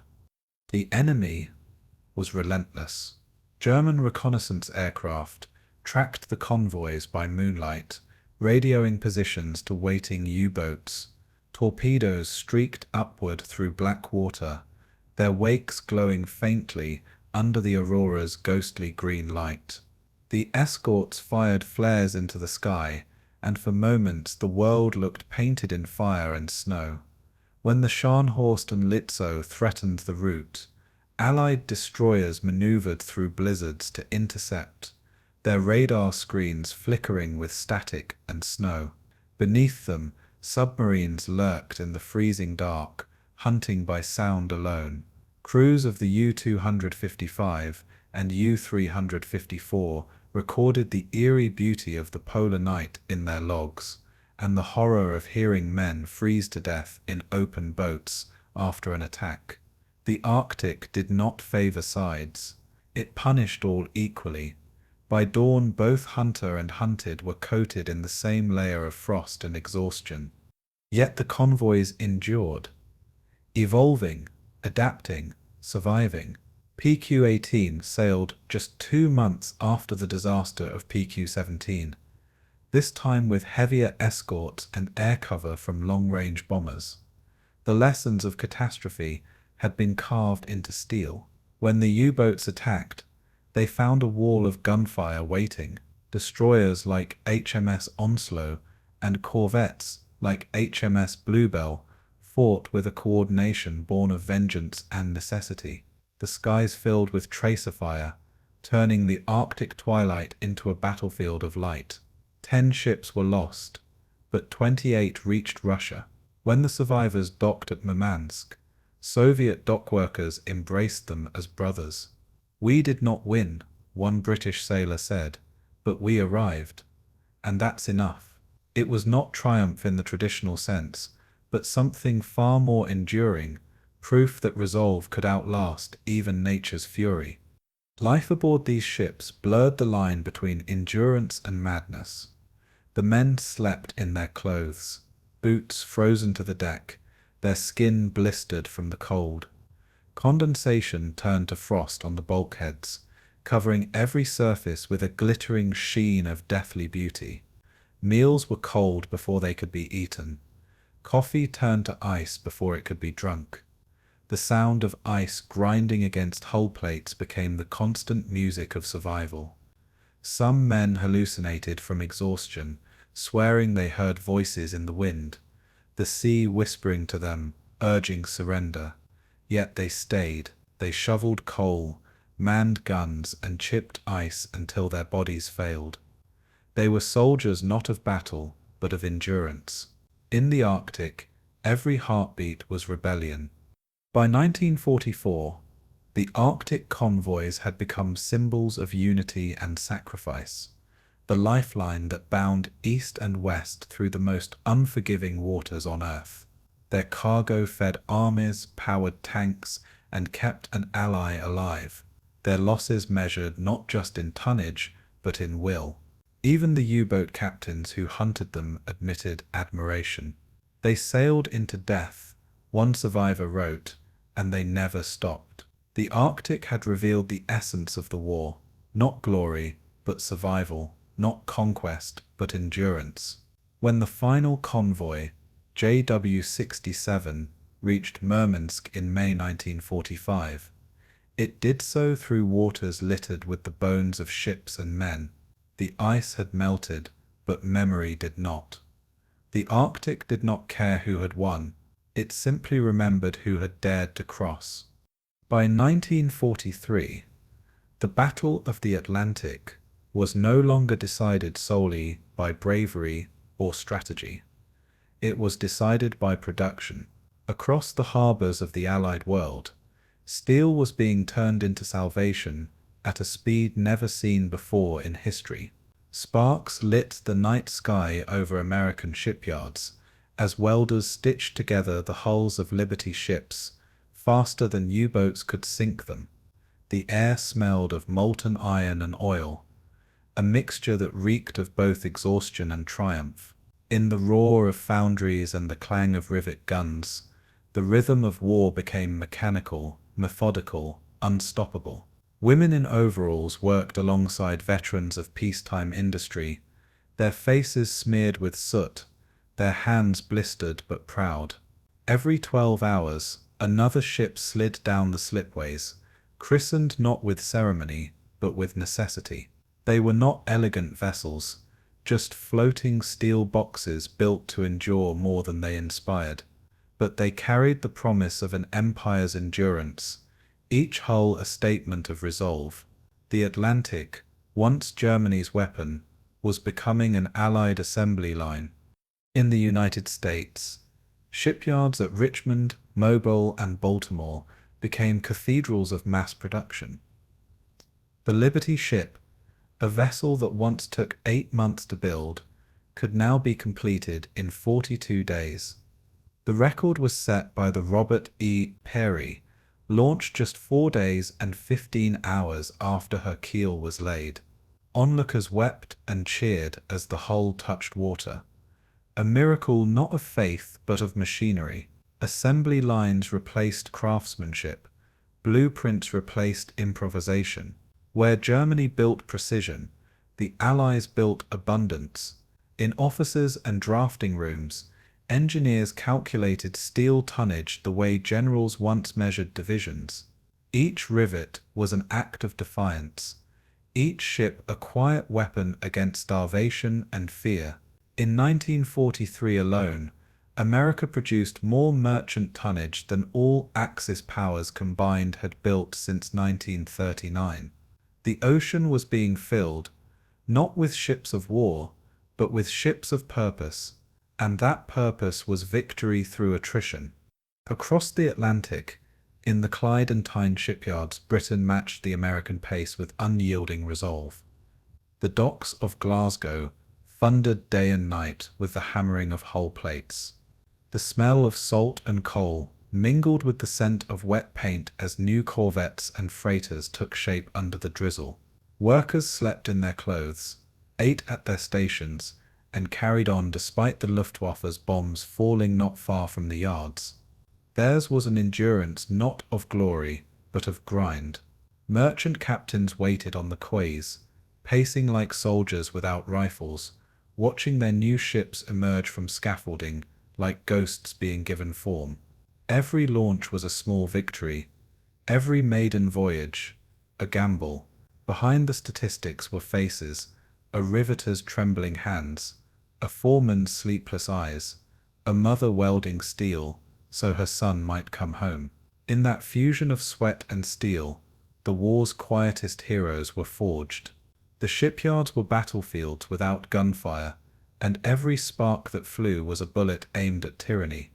The men who sailed those ships were made as swiftly as the vessels themselves. Training schools along the coasts of Britain, Canada, and the United States churned out merchant mariners at a dizzying rate.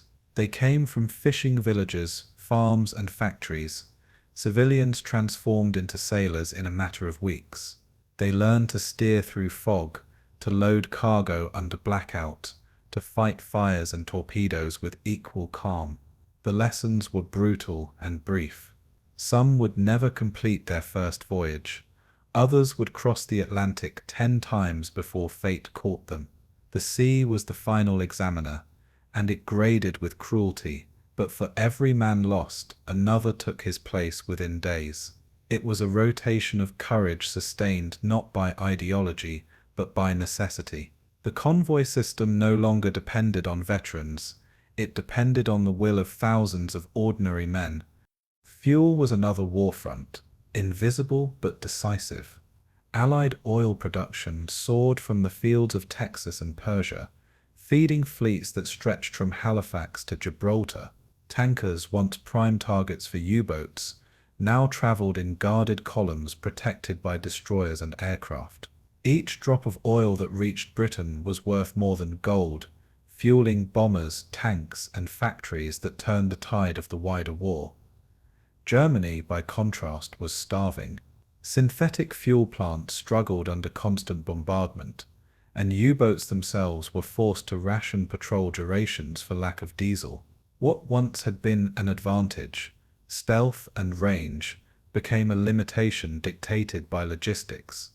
The U-boat pens at Lorient and St. Nazaire were filled with machines that could no longer move. The fuel drums sat empty, the engines silent. In war, even courage needs gasoline.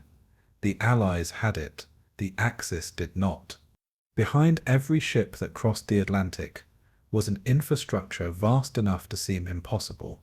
Convoy scheduling, cargo manifests, code lists, and weather reports moved through an invisible web of clerks, typists, and radio operators.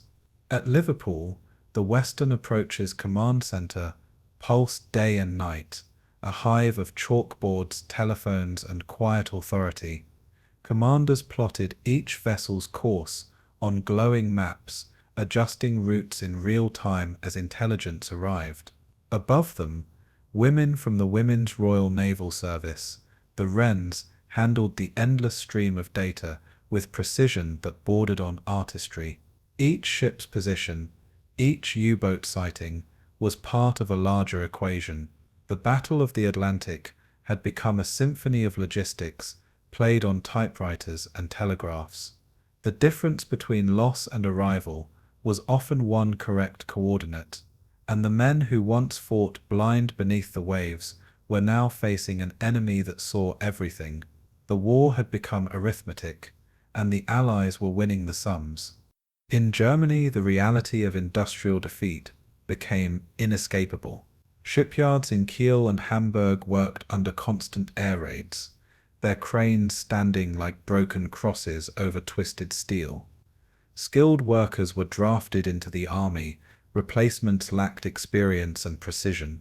Submarines took longer to build, longer to repair, and shorter to survive. Each new U-boat launched into an ocean already waiting to consume it. Materials grew scarce. Copper, rubber, even ball bearings were rationed to the point of absurdity. The grand designs for advanced submarines, like the Type XX-1, came too late, born into a world already lost. Donit's proud fleet became a ghost armada, magnificent on paper, powerless in practice. The machine that once defined German might was collapsing under its own weight. The war that had begun in efficiency was ending in exhaustion. By 1944, the Atlantic was no longer a contested frontier, but an Allied highway. Victory had not come from brilliance, but from accumulation of ships, of men, of will. Every Liberty ship that crossed, every tanker that arrived, every sailor who survived another patrol added to a weight the enemy could no longer lift. The U-boat aces were gone, their replacements untested and afraid. Factories still built submarines, but the ocean had already chosen its victor. The Allies had replaced every loss with tenfold resolve. Industry had done what bravery alone could not. It had overwhelmed death with production. The Atlantic no longer echoed with the laughter of wolfpacks, but with the hum of convoys stretching to the horizon. The war's greatest victory was not fought.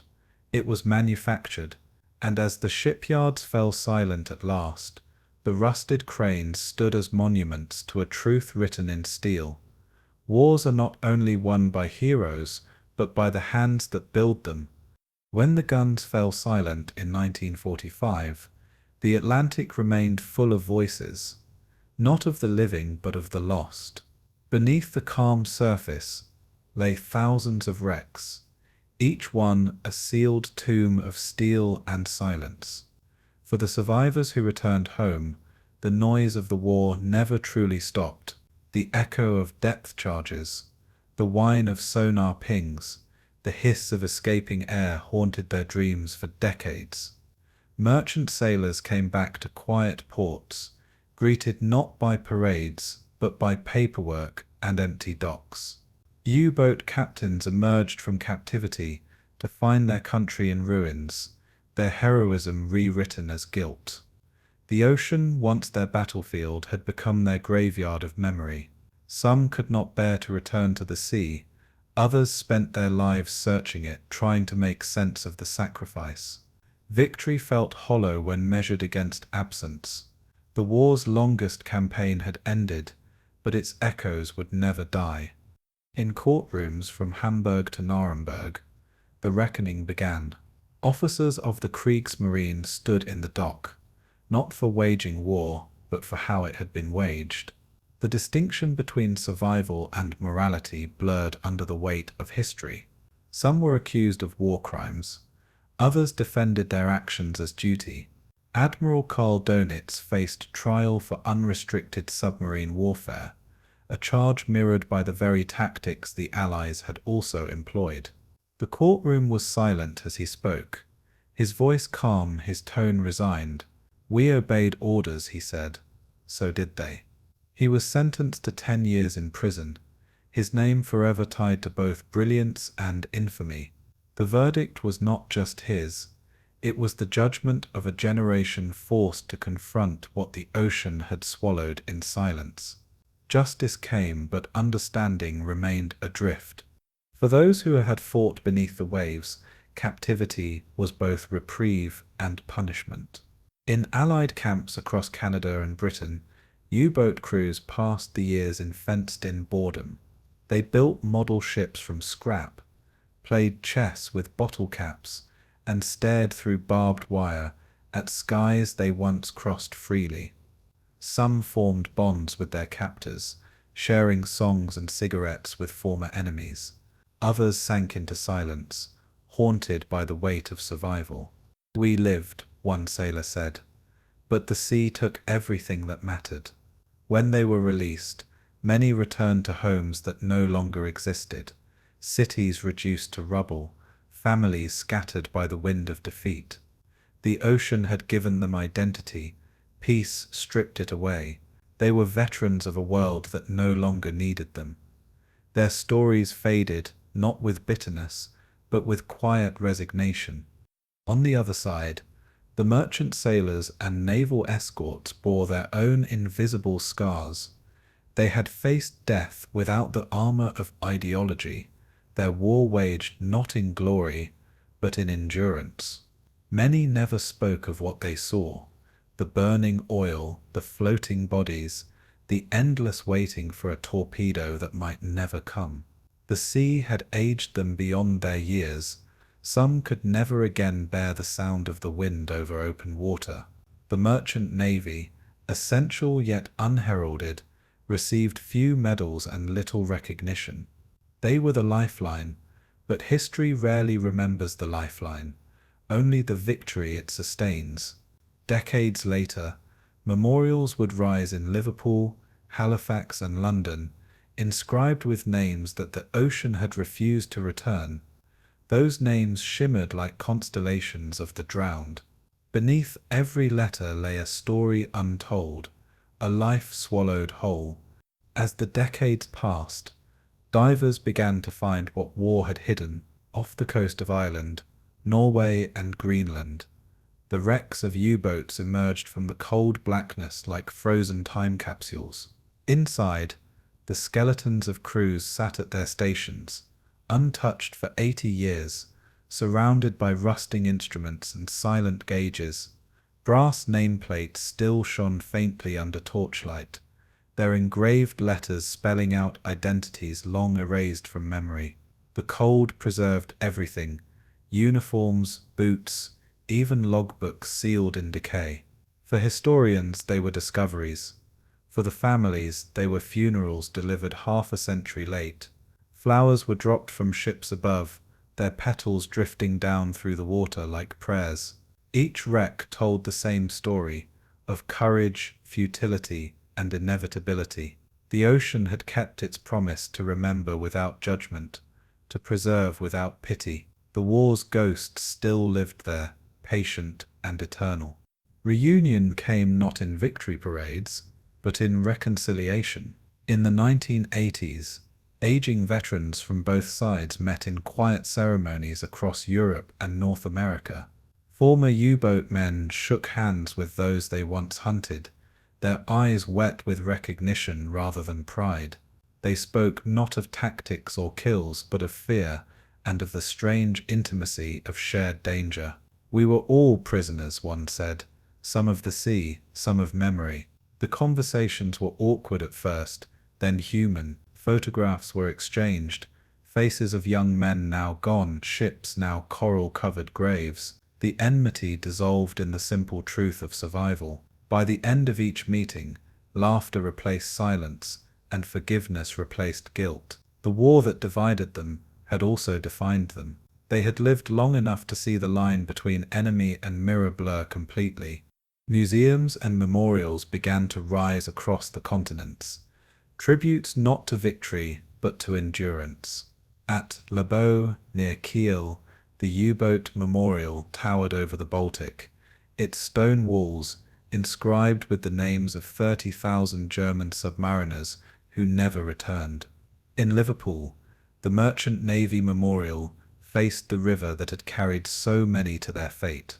Visitors stood in silence, the wind carrying the faint sound of gulls and the soft lapping of water. Inside glass cases lay relics: a cracked compass, a sailor's cap, a child's photograph found in a flooded cabin. Each artifact radiated the weight of lives paused mid-motion. Tour guides spoke softly, as though afraid to disturb the ghosts. The museums were not places of pride, but of reckoning, quiet rooms where memory replaced myth. The Atlantic had become a cemetery without boundaries, and yet, in remembering, humanity found its way to peace. Today, the ocean lies calm, its storms brief, its surface deceptive.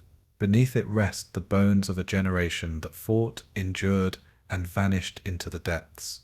Their stories rise occasionally in documentaries, in letters found in attics, in voices trembling with age. The war they fought was not for land or empire, but for survival in its purest form. Time has softened their battles, but not erased their echoes. The convoys, the wolfpacks, the wrecks, all now part of a vast underwater archive of human will. The sea remembers every sound, every name, every last breath. Its silence is not forgetfulness, but reverence. The men of the Atlantic are gone, but their memory moves still with every tide.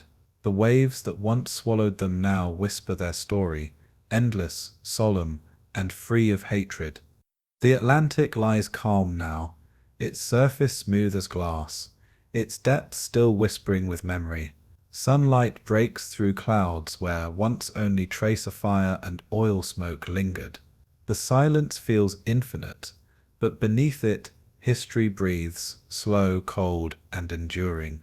The sea has buried the wreckage of an age, sealing within its depths the iron bones of courage and fear alike.